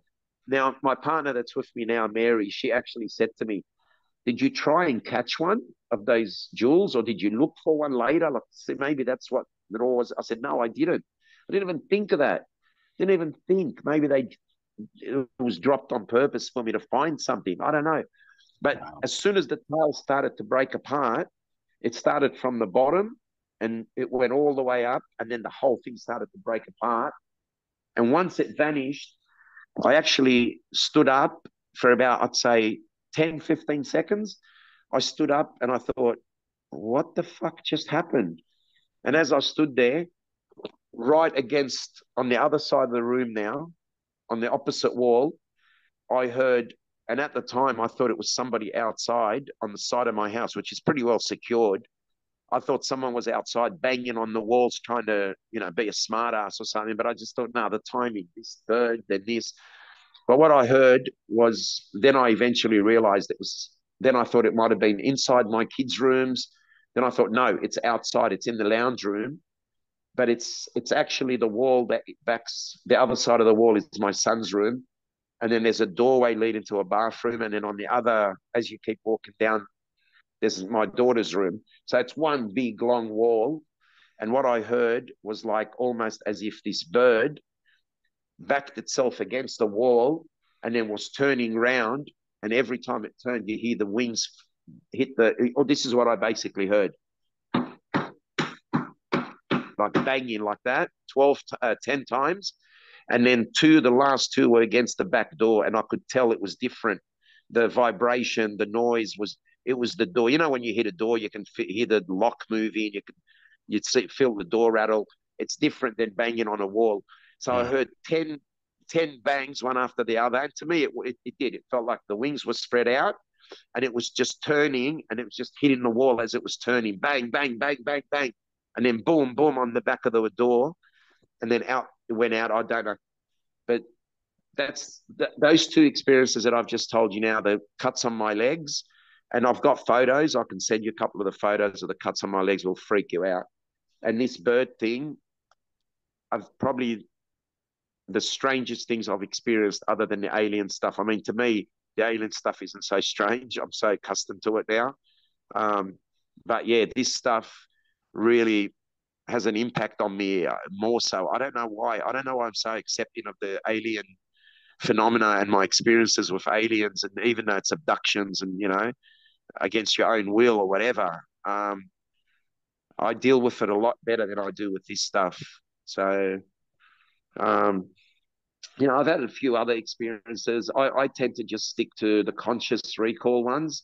I don't like to elaborate on the experiences I've had where I don't have full conscious recall or I've remembered something under hypnotherapy. I just like to keep that out. I don't want to muddy the waters. It's a hard enough phenomena and experience to look into. I don't want to complicate it and muddy the waters more. I want to give people a clearest picture that I can. So when they look, I can understand there'd be people listening to your podcast or others or watching. I've been on Ancient Aliens. I've been on many different things. I can understand people sitting there going, I can't fucking believe people believe this shit or whatever. Yeah. But you know what? Extraordinary claims require extraordinary evidence. And if someone puts a case forward in front of you and asks you to believe it or listen to it, I think you should always look at the evidence that supports it. And if the evidence backs it up and support, my case has been 31 years now, since 1992. It's been 31 years. In 2011, I did a TV show, which I didn't want to be involved in, but the producers kept calling me over a period of 3 months. They called me almost on a daily basis. And then the last phone call I got was, Peter, if you believe in this field and you want to give it credibility, we think you should get involved because the person we're using in the show, every bit of evidence that they're putting forward has crumbled and it doesn't look good for the field. And at the time I thought, I don't care. And then later on, I spoke to a couple of people and, and they said, look, maybe you should do it and tell your story to give it credibility. And I ended up doing it, but they came and filmed me, interviewed me. And then the next day I got a phone call, unexpected. And one of the guys who was a scientist said, oh, Peter, yesterday your story was so interesting and so detailed. I was wondering, would you do a lie detector test? And I'm telling you now, Michael, without even breathing, without even thinking about it, if you watch the show, it's called My Mum Talks to Aliens. And what it was about a therapist. Her name's Mary. She's never seen an alien. She's never seen a UFO, but she's a therapist and she helps people. And in 2003, 10 years after I started the UFO Experience Support Association, she founded a support group for people. So yeah, she's just a therapist who does work. She's never, but they called the show My Mum Talks to Aliens, which was stupid and it really offended her. They told her it was going to be a running title and it would be changed before it went to air, but it went to air as that. And it really, really upset her because it's false. She doesn't have any experiences. So, but the show was called My Mum Talks to Aliens. Your listeners are, welcome to have a listen to it and see. There was a guy, ex-Australian SAS Navy SEAL. He was her client. I wasn't. I worked with Bill Chalker. He was the guy who did my case and documented it. But the guy that she worked with was an ex-Navy SEAL, credible, told a story that was unbelievable. And when they put him through the polygraph test, he failed because all his memories are from regression, from hypnotherapy. And Mary was the one who regressed him. And that's why I didn't want to be involved in the show. There were a lot of issues I had with the way the claims she was making and this indigo kids and that, or most of the kids now are half alien, half human. They're inbreds. They're the new, show me the evidence to back it up. I'm all for, look at my case. My DNA and the hair samples back it up. They support my case. Anyway, he ended up doing a lie detector test and he failed. on the same show, I did a lie detector test and I passed it. Now, her son is the scientist, and what happened was this lady's family broke apart. She was showing her son why she was so interested. She wanted the proof to him and show him the proof, and she couldn't. He wasn't convinced. So they in the show they say she's got the ace card up her sleeve, meaning my case. She's got the ace card. They portrayed it as if I was one of her clients, which I wasn't. I'm another fellow researcher and investigator. I've probably got more experience than her doing this stuff. But she's got a clinical background, so people listen to her more, I guess. But anyway, when the guy who did the polygraph conducted the polygraph, he said to them, "Oh, I guess you want to know." He said, "Peter passed. He passed easily. Like I believe Peter is telling the truth." And my thing was, okay, I'm happy. That was my response to it. But then I said, I want to know what Chris thinks. And Chris says, he's the guy who asked me to take the test, right? Now, if I'm going to ask you to take a test, to ask you to do something, I'm going to ask you to do it because I believe that what I'm asking you to do is going to back up. It's evidence-based. It's going to support your case or it's going to discredit it. So he asked me to do the polygraph. I did it. I passed it. So I said, I want to know what Chris thinks now. And you know what his reply to me was? Oh, I believe Peter believes it. And that fucking pissed me off. I got so pissed off at that comment. I believe Peter believes it. Like, you asked me to take a polygraph because I thought it's 100%. It's going to tell if I'm lying or not. That's why I jumped at it and said yes. And in the show, you see him, they cut back to him. And I didn't see this till I saw the show. And he actually says, oh, wow, you got to give the guy some credit. I asked him to do polygraph. He doesn't even say, I'll think about it. I'll get back to you. Yep, I'll do it. Let's do it. And I actually said to him at the time, I said, yep, let's do it. I've been wanting to take the truth serum that the military use. I'll be happy to do that as well. Like, I've got nothing to hide. I've got a story to tell. And if you believe me, great. If you don't, I don't care. Because my whole aim in this from day one, the reason I started the support group, the reason I do this, I want to connect. I want people, when they hear my story and they've gone through similar things to me, I want them to sit there and say, I can relate to that. I think I've had similar experiences, or I know I've had the same experience as this guy, and hopefully reach out to me, or better still, start talking about their case publicly. Talk about your experiences. Don't hide from it. It's happening. Whether people want to believe it or not, I really don't care. I'm not making a dollar out of this. I don't make money. Ever since I've been involved in this UFO field, if anything, it's cost me thousands of dollars out of my pocket. If you have a look at my book, my office and my book collection, you'll see how much money I've spent just on books alone. All my interviews, everything I do, TV shows, documentaries, I don't charge a cent for it.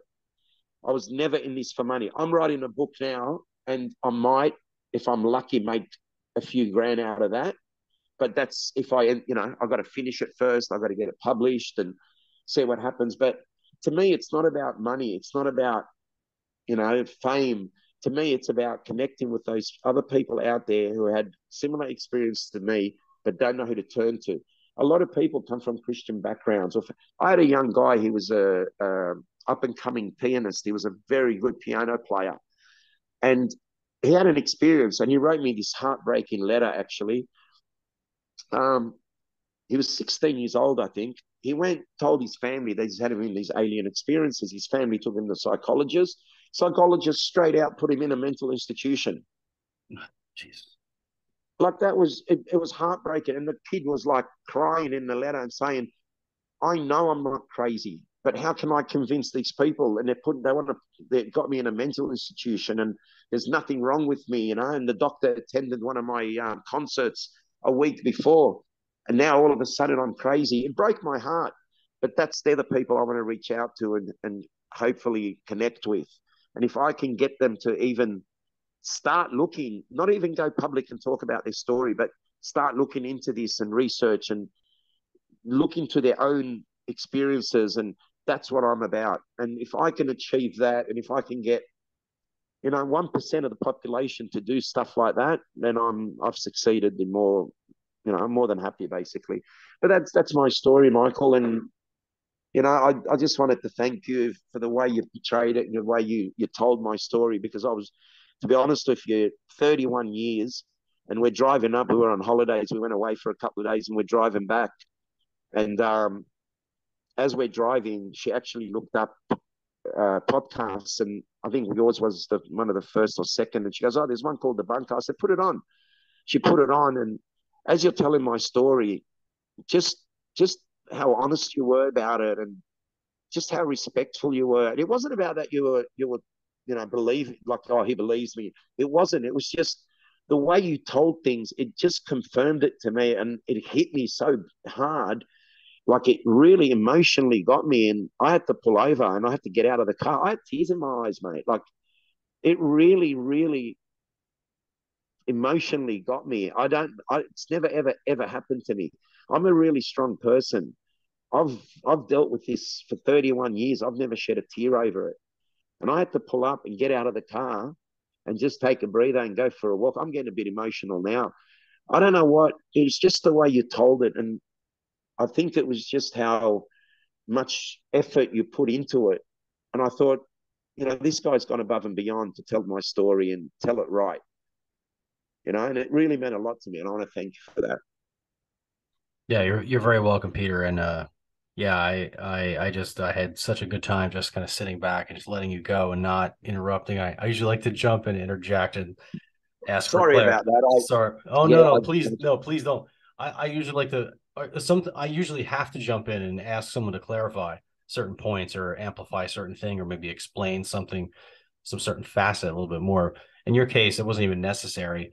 Um, and yeah, and again, I'm honored that I got the chance to tell your story, and and I was touched that you were so touched by it, and and it's because I can relate to certain portions of your story, and it just when I like I said earlier, my first my first you know exposure to your story was from you personally telling your story, and I listened to the interview over and over again and replayed certain portions. I took notes and was cross referencing things, and I just I can speak to the truth of your story because I have sat in a room with people, even with other investigators, and had certain things happen right in front of my eyes that were plain as day.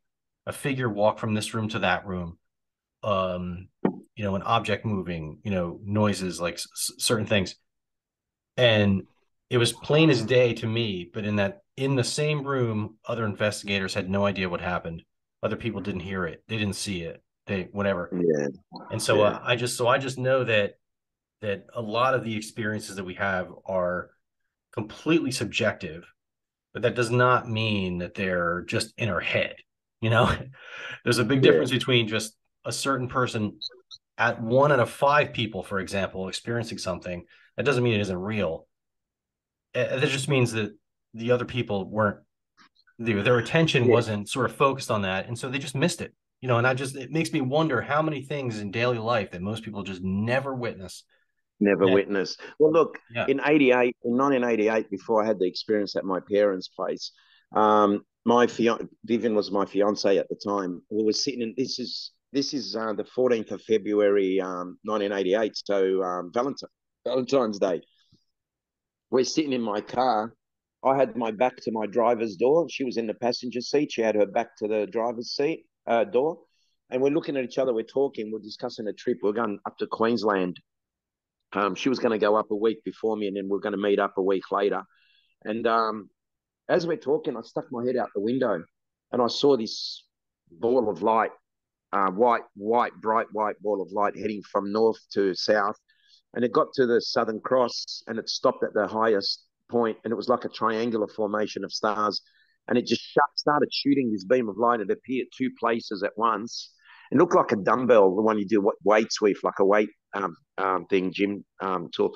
But it'd be in one spot. It'd shoot a thick beam of light, bright white beam of light. It'd appear two places at once. It'd disappear from point A, and then point B, it'd shoot another beam of light, appear in two places, disappear from point B, and then point C but it was doing so erratical, back and forth, but always in a triangular formation.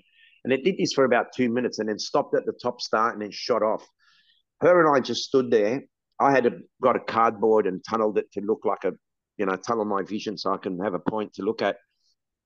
And as we're standing there, I said to her, she goes, "Oh my God, it looks like a wall with the stars." And I was like, "No, it looks like it's looking for something," because I was thinking the beam of light was like a searchlight.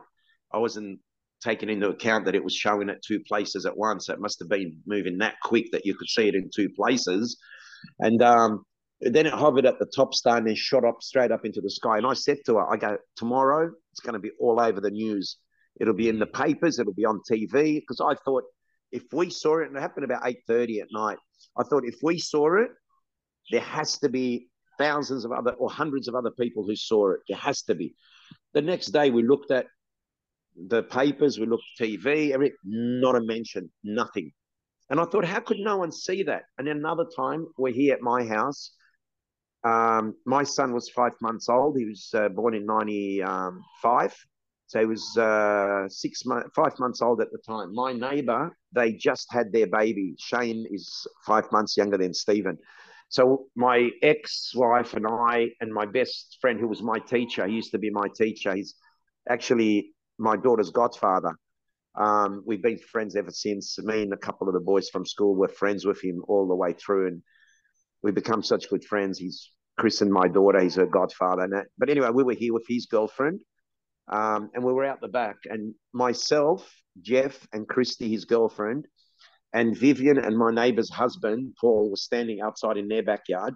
We look up, and in the sky, we saw almost like the show Bonanza, where the map opens up, starts burning, and then it opens up and, there's a whole picture. But this wasn't burning. It was just like the sky almost tore open. It was like there was a tear in the sky. And then it was like you're opening your eye very slowly, opening a giant eye. And this sky just opened up like a big eye. But we could see another world, another place.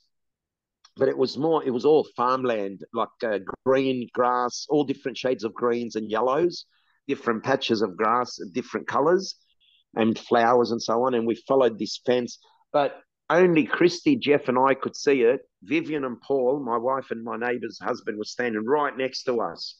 And we're pointing at the thing. It was high as a tree level. There was a tree that's still there now. And we were looking in that direction. And we're like, I was thinking it was where we were standing, the angle. So I grabbed my wife and I said, "Stand right in front of me. Look, can't you see it?" She's like, "See what?" I'm like, "Can't you see the bloody image? There's a picture there. You can see like farmland." No, but Christy, Jeff, and I, we saw the same thing because Christy said, "Oh my God, can you see the old fence?" And it was an old, like really torn down wooden fence from a farming property. Old days where they just chopped trees up. They didn't have planers and machines to cut things. It was a really old fence that was falling apart in that. And then as we come down the fence, I'm like, "Can you see the gate, how it's broken?" The gate was broken, leaning on one side. And she goes, "Oh my God, under the tree." And I'm like, "How big is that?" It was a giant tree, one of the biggest trees I've ever seen in my life. And Jeff's like, "The giant tree, can you see the giant tree?" And as we're looking, we see near the gate, there's a walkway, a pathway, but it looked like it was done either by horses or by people walking. It wasn't cars. Like it wasn't wide enough to have a car driving there all the time and causing tracks. It looked like a pathway on foot. So it must have been from years ago or from another dimension, another world. But anyway, as we're looking onto this farm and we're following this foot trail heading towards the house, we didn't see the house. We see three horses, white horses, running across the paddock. And no word of a lie, Michael, one of the horses stops, looks at us, actually sees us. We looked in its eyes like we're looking at each other, and it rears up and it just makes a noise and just gallops away. And Christy's like, "Can you see the horse, how it reared up?" And I'm like, "Which way is it running?" She's going towards the gate. We're all confirming what we're seeing. But my wife and my neighbor didn't see anything, nothing. I don't know how to explain that. Wow. But maybe some people are open-minded to that and some aren't. But Christy too, well, she was a younger girl. My mate likes dating younger girls. So he's a teacher. He's 10 years older than me. So Jeff will be 69 this year. I'm turning 59 in April. Christy was only young. She was maybe in her 20s. This happened in 1995, so a while ago. But yeah, Christy was she was in 1920 at the time, and I think we were in our 30s. But anyway, I don't know. I don't know. There was an age difference. She still managed to see it. My wife is my age, and my neighbours, they didn't see it. So I don't know what it is. I don't know. We're standing in the same spot, looking at the same area. We could see it, but two of them couldn't. Three of us could, but two couldn't out of five. And the guy's wife went inside to check on a baby. By the time she came out, it was all over. And she was like, "What are you guys screaming about? I heard you was getting excited." We're like, "Oh, we saw something in the sky and that tear open or whatever." But yeah, isn't it funny how certain people can see something and others can't? I don't get it. That is super interesting. I've heard some researchers talk about people that have had near death experiences have also a heightened, psychic sense, or have a tendency to experience more things, or may have more of a tendency to have sleep paralysis and have, or super vivid dreams. There's a certain thread that sort of connects all these things that I haven't figured out. Not sure we'll ever figure it out, but there does seem to be some connection between people that have like either super traumatic experiences, super heightened emotionally charged experiences, near death experiences, that sort of You thing. know And what? yeah, Yeah, but I've been discussing this with my new partner now. We've been dating for a couple of months now, and when you find that person after being single for a while, and you find that person, and you just fit each other so well, and yeah, she's really open to this and very, very, very supportive, and I couldn't. That's all you want in a partner, you know. The worst thing would be to find someone that you're dating or going out with, and they don't believe in this, and they're always on your back about it, and every time you make a comment about it, they're sarcastic. No, she's really, really good. But we're talking about this recently, and I was saying to her, like, with my experience in '92 with the two females, I actually think, because I had the head injury a couple of months before that, and I actually think they helped me by, I don't know if they released blood or pressure or did something, but there's a spot on my head that since that day, not where they injected the optic fiber looking needle on the side of my head, but right in the middle, almost on the middle of my head, on the top of my head, there's this one spot that is so tender. And I mean, it's like a pinhead almost, like smaller than a match head. It's just this spot where and I know it's like they drained something out of there. And I think they help like save me in a way. And I know with Travis Walton as well. I don't know how you feel about Travis's case, but I believe Travis. I've met him. We're friends. And Travis, I asked him a question. No one had talked about this to him before. He was in Australia in '97, I think it was, and I took him and Dana, who was his wife at the time. They're separated now. I took him to Steve Irwin's crocodile farm in Queensland, and as we were driving there, Dana was sitting in the back in the middle of the seat with her, hands over our seats as we're driving. She's in the middle and talking, and Travis was in the front seat, and he asked me a lot of questions about my story. So I was very open to him, even about the sexual aspect of it, which I never talked to anyone about. And we started talking about his, and I said to him, "I want to ask you a question. You don't have to answer it, but it's since I read your story, from the first minute I read it, that's been on my mind." And he said, "Go ahead, ask." And I said, "Mate, do you think you were fatally wounded, like, mate, basically almost killed, and they took you to bring you back?" And he started crying, like tears came down, and he actually nodded. He goes, "Yeah, yeah." He goes, "I think they revived me." And Dana put her hand on my shoulder and squeezed it. She's like, "Peter, because you opened up to him, he's just shared this with you. He's never, ever spoken about this to anyone." So Travis thinks that he was dead, and that's why they took him for 5 days to revive him, to bring him back, which is interesting. wow, that is super interesting. Yeah. I'm not sure if I heard that from somewhere or not, Yeah, but maybe. he talks about it now. Like I've heard him mention it on the documentary now, where he says, "Yeah, Okay. Okay. I think I was fatally wounded, and they took me for that long to get me back." I've heard him actually mention it, but I'm talking 1997 when we talk about this. You know, it was funny.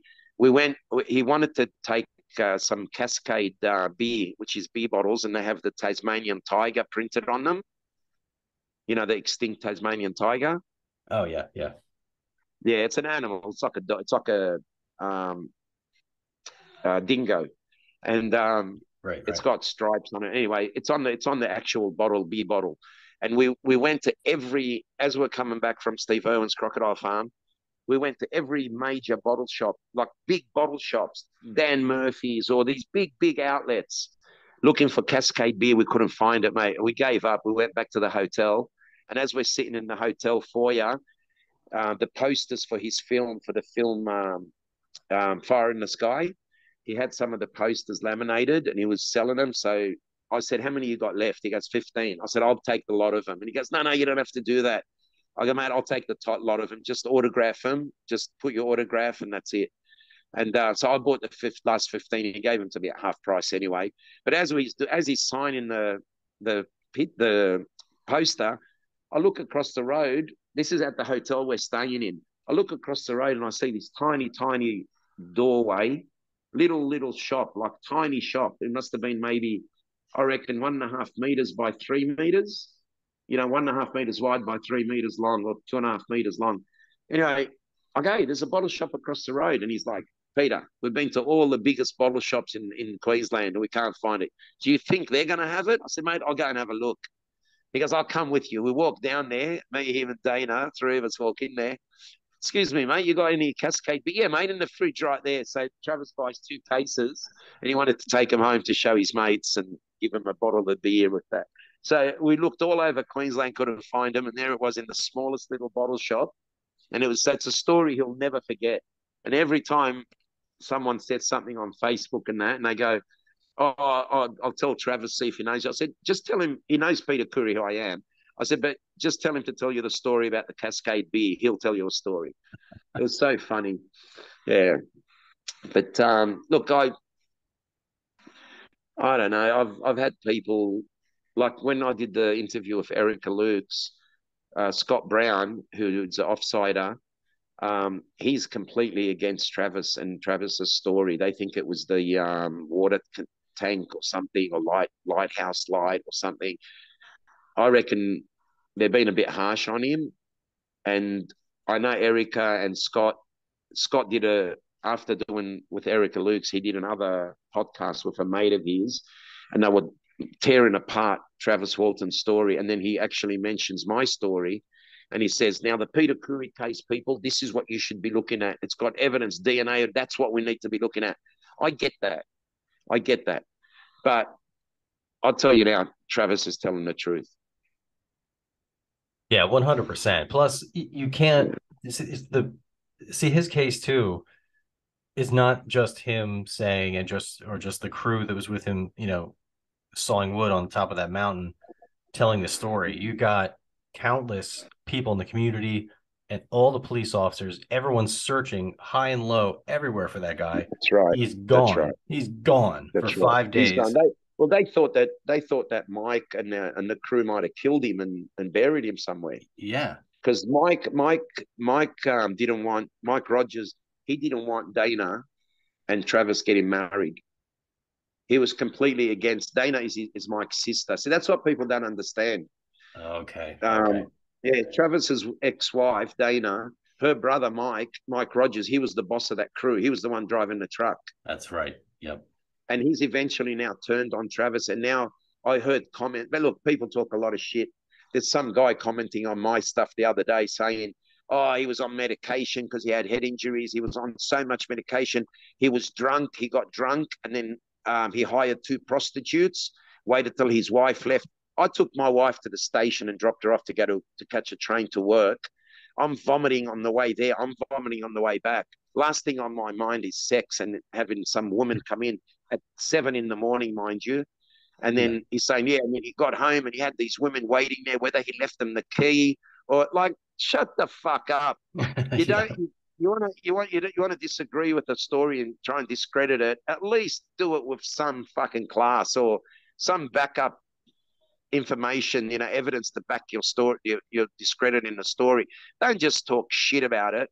And that's why I got a bit upset with Scott Brown. I didn't say anything to him, but I've always said in front of him, I believe Travis. I believe Travis's story, and I believe Travis. But Mike has turned on Travis now, and he's saying, "Oh, Travis is doing it just for the money." And Travis and I talked about hoaxing the story like this bullshit. It's people that say it. People will go, "Oh, Mike Rogers told me that him and Travis talked." That's all he's saying. It's all bullshit.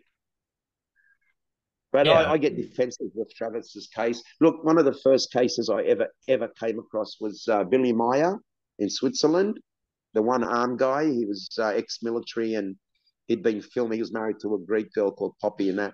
And he was filming it with one arm. He'd take photos and videos. And Colonel, what's his name, Stevens, he went and investigated his case and he's really big into it.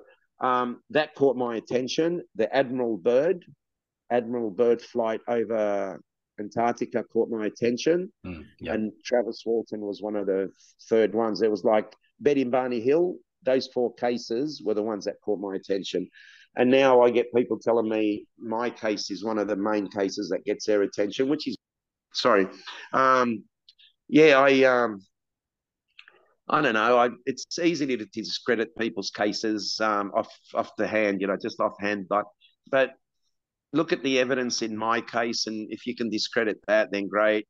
Usually the people, before they found out who actually did the test, there were comments made that Bill Chalker did the DNA test in his backyard shed on a newspaper. That's how professional he is. And for 10 years, Michael, I kept the identity of Dr. Horace Drew, the biochemist.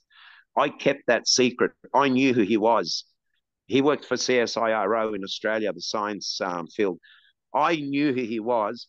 I kept it secret for 10 years to the detriment of my case, where people were saying, "Oh, Bill Chalker did the DNA test on a newspaper in his shed, did he?"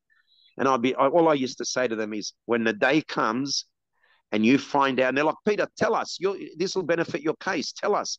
And I'm like, I'm not going to betray people. I'm not going to tell you who it was. When they're ready to come out, and the guy waited till he retired from working as a scientist for CSIRO, and it's a government institute, and then went public, and he talks about my case everywhere now. He doesn't care.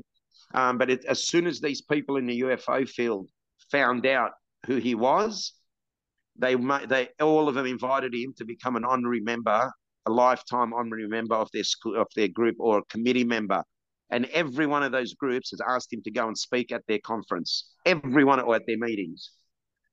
So here they are making, bullshit allegations and comments about my case, and that the hair wasn't DNA tested properly, and that's why they got.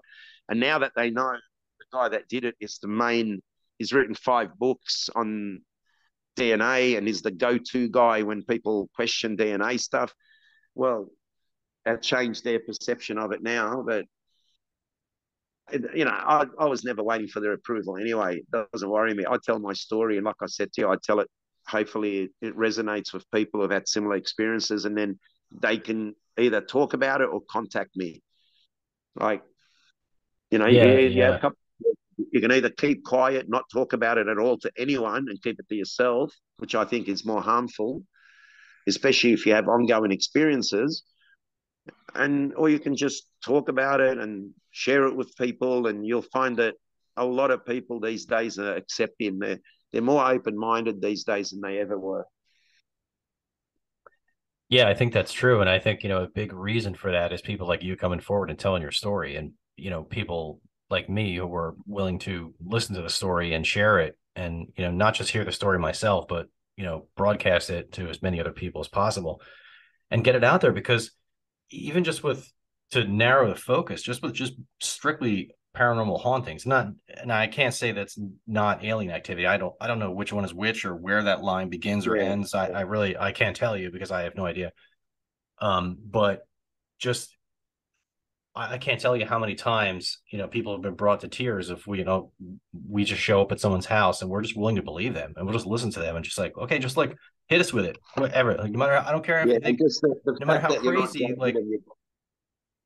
just Yeah, tell us everything. We want every detail, and sometimes it's just a person that's there willing to just listen to the story yeah, is that's all it just is. therapy in and all of itself. And To listen and not yeah, judge, yeah, just not to be judged is a lot. For someone just to listen to you and go, I hear you, but I'm not judging, that's a lot. That's big.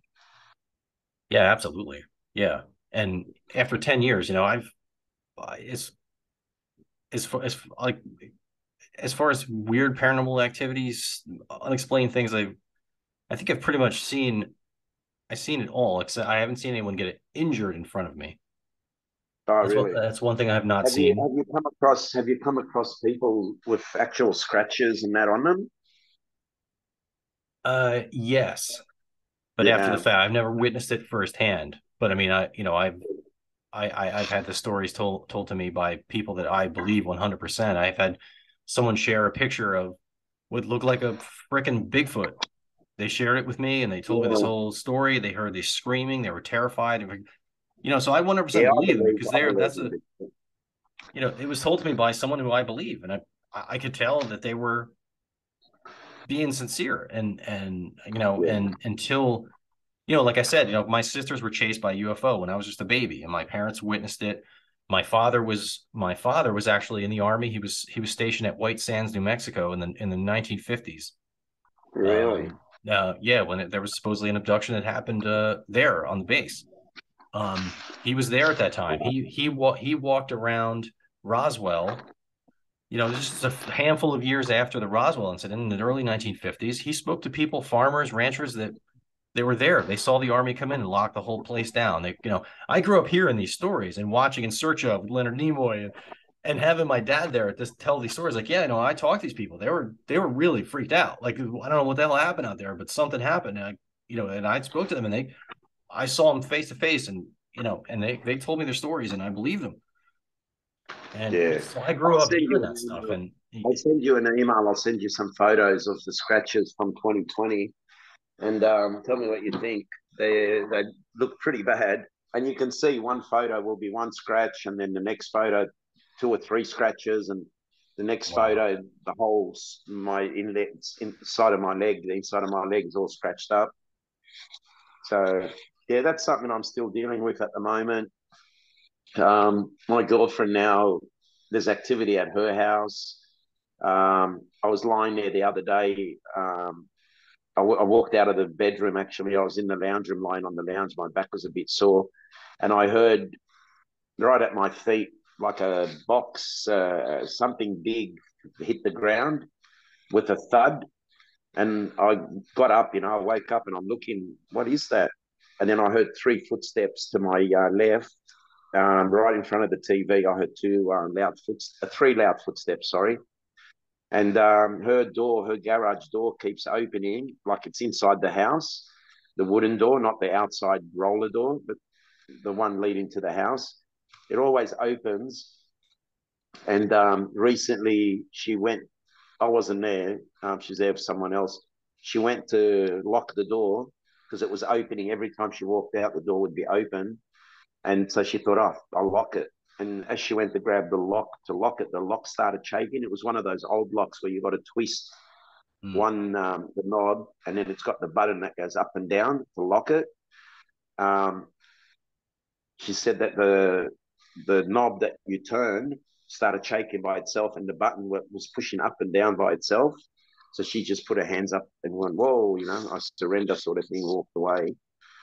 Um, but yeah, Wow. there's been heaps of stuff there. Only the other day I was talking to her on the phone and she was telling me um, she had a handprint on her cover on her bed, and she took a photo of it. And then as she was talking to me, there was tapping on the window, and then the tapping started happening inside on the inside wall, inside the house. So there's something going on there, and I don't know if we've been brought together. She thinks we've been brought together by something or some force, and other people have said that. She Hmm. As soon as I put a photo of us on Facebook, a lot of people jumped onto it, and a lot of females were calling her scammer. They're going, "Oh, she's a fraud. She's a scammer. I got bad feeling about her." Someone said they saw her on a TV show, and she's the loveliest person you could ever friggin' meet. And these people are judging her on Facebook, and what people must have thought she was in Russia or something, and taking me for a ride. And one night, I was over at her place having dinner with her and a young son, and I had to tell people on Facebook, guys, just relax, please. She's not a scammer. I'm with her at her home. I'm with her and a kid. Would a scammer introduce you to their kid and bring you home? You know. But Wow. yeah, that's where I'm at the moment, and we're dealing with this at her house now. And I know I didn't bring it on because we're in a relationship now. She was having this stuff before, so I don't feel bad. I don't feel guilty that I brought that along with me. Okay, yeah, that was actually going to be my next question. So, do you does the activity seem to have increased for both of you since you're together, or is it just kind of the same for both of you? Yeah, she's not in her head going, yeah. So it's increased. Hmm. The other when we were talking and there was tapping, it happened 3 times. She heard it while she was lying in bed. She got up and had a look. She thought someone was in the backyard tapping on a window. And then she heard it again a second time. And then while we were on the phone, she heard it as well. So yeah, it's escalating a little bit. I don't know. My stuff here goes quiet. Like I hear a lot of noises, but you know what? I live with it. I don't argue with it. I don't instigate it. I don't feed it. I just let it go. I've just made a deal with it. I've said, whoever, look, one day I'll tell you, I didn't believe much in orbs, people seeing orbs. Hmm. And I believed in them. I shouldn't say I didn't believe, but most of the photos I've seen, I thought were bullshit because they'd be taken around fires or around, fountains of water or something where you're going to get those sort of images. Right. Um, But I have seen some really good photos. I thought, oh, maybe, but I didn't believe it that much until it happened to me. And what happened was I went. My son works at JB Hi-Fi, and I went over and bought a camera to put inside my lounge room because I was having a lot of stuff happening. I wanted to see if I can document some of it, and I hardly turn it on. I don't like it on anyway. But when I'm not home, I turn it on just for security purposes. But the first night I was home, very first night, and I plugged it in. My son was over. He came over. He got the app for me on the phone. And he goes, Dad, just run it off your phone. You don't need a monitor. You don't need, just do it off your phone. All right, no worries. He left. I hadn't plugged it in yet. And then a couple of hours later, I actually turned my phone on to check to see if it comes up on my screen. And as I did that, I was walking into my bedroom to go to bed. And I closed the door, but I was looking on my phone screen. And that was the first time I turned that camera on inside the house. And mate, no word of a lie, out of the side of my kids' bedrooms, I saw 5 little orbs come out, just about a foot or two above the ground, just come out hovering. Two of them went to where I'm sitting right now. I'm sitting on the lounge with a coffee table in front of me. So two of them came and went to the side to where I am now. The other three stayed hovering where in the middle of the room, sort of. And then I seen two bigger ones come out after them. And the bigger ones were like 2 to 3 times. The little ones were orange in color and the bigger ones were white in color. And the two bigger ones, they came out, flew out. One went towards my bedroom. I could see it going straight through the doorway to my bedroom, and the other one went straight to the camera. And as it got closer and closer and closer to the camera, I could see this orb getting bigger and bigger and bigger, obviously. And it looked like it almost like you open your mouth and you swallow that camera. That's what it looked like. This Wow. thing that's what I could see on my screen. Now, I don't know if it's recorded it because it played it but then I've unplugged it out of the power since then. But I don't know if it's recorded it somewhere and kept it in the cloud or something. I don't know. But I'm an idiot because I should have just rewound while I was there. But it was the first day I got it. Didn't know how to use it. I should have rewound it, checked to see that it copied it, but I wasn't recording at the time. I don't know, but I've got ongoing stuff going on that I'm dealing with as well, and we'll see how it pans out. Yeah, the orb thing is difficult because if you just see it in a picture that you mentioned, it could be dust, it could be moisture, it could be a bug, it could be a lot of different things. Yeah. But I personally know that orbs are legitimate because I was laying in bed in my apartment years ago. I was in the midst of a divorce, so there was like all kinds of trauma going on. There was heightened emotional state. There was a lot of. Isn't it funny how they feed off that?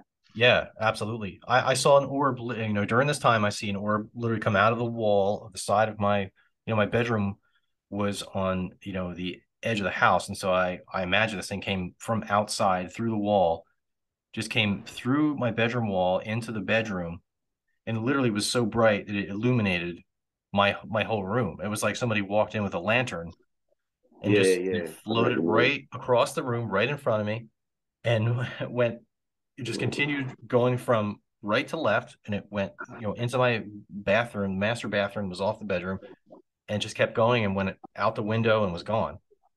And I've captured similar looking things in the security system I had set up there. But there's countless photos that I've seen. Most of them I'm sure just dust or moisture or whatever, but I've never been able to catch one with a camera. I've never filmed one, but I've seen one with my eyes, and I know that they're legitimate. What it was, I had no idea. It was some sort of energy of. Well, man, I had 5 little ones and 2 big ones, 7 of them here, and I wish I had recorded it and got had it on, because they looked good. Like, there was no denying they weren't dust particles. They weren't little moths. Yeah. They were group of 5, and then 2 of them split, 3 stayed, and then the other 2 big ones came out, and just the way they floated and flew. They were intelligent, and that changed my mind completely about orbs and that. But yeah, anyway, mate, I've kept you. We've got to go. We've got to go babysit tonight, so we've got to be there in the next hour or so. So I have to cut it short, unfortunately. Hey, man, it's no problem. I really thank you for your time. Thank you for reaching and when out. you're ready, let me know. I'll get Bill Chalker, and I'll get Dr. Horace Drew to take some time, maybe have a chat to you, and you can put something together. Yeah, that would be great, man. Yeah, you let me know. I'll speak to them. I'll speak to Bill. I'll be talking to Bill today anyway. He starts work at 5:30, so in an hour he'll be traveling there now. I'll give him a call and have a chat to him. But yeah, whenever you're ready, let me know, and I'll give you their contacts, and you could do it with them. I think it'd be good to get their side of it as well. Yeah, absolutely. That's amazing. Really appreciate it. Right. And all right, mate. Nice talking to you. We'll definitely keep in touch, and I will send you a couple of photos when I get down to my niece's place in about an hour. I'll send you an email with some photos. Awesome. All right. Sounds good. Thank you for the call, mate. Thank you. Take care, Peter. Have a good day. Bye. Bye.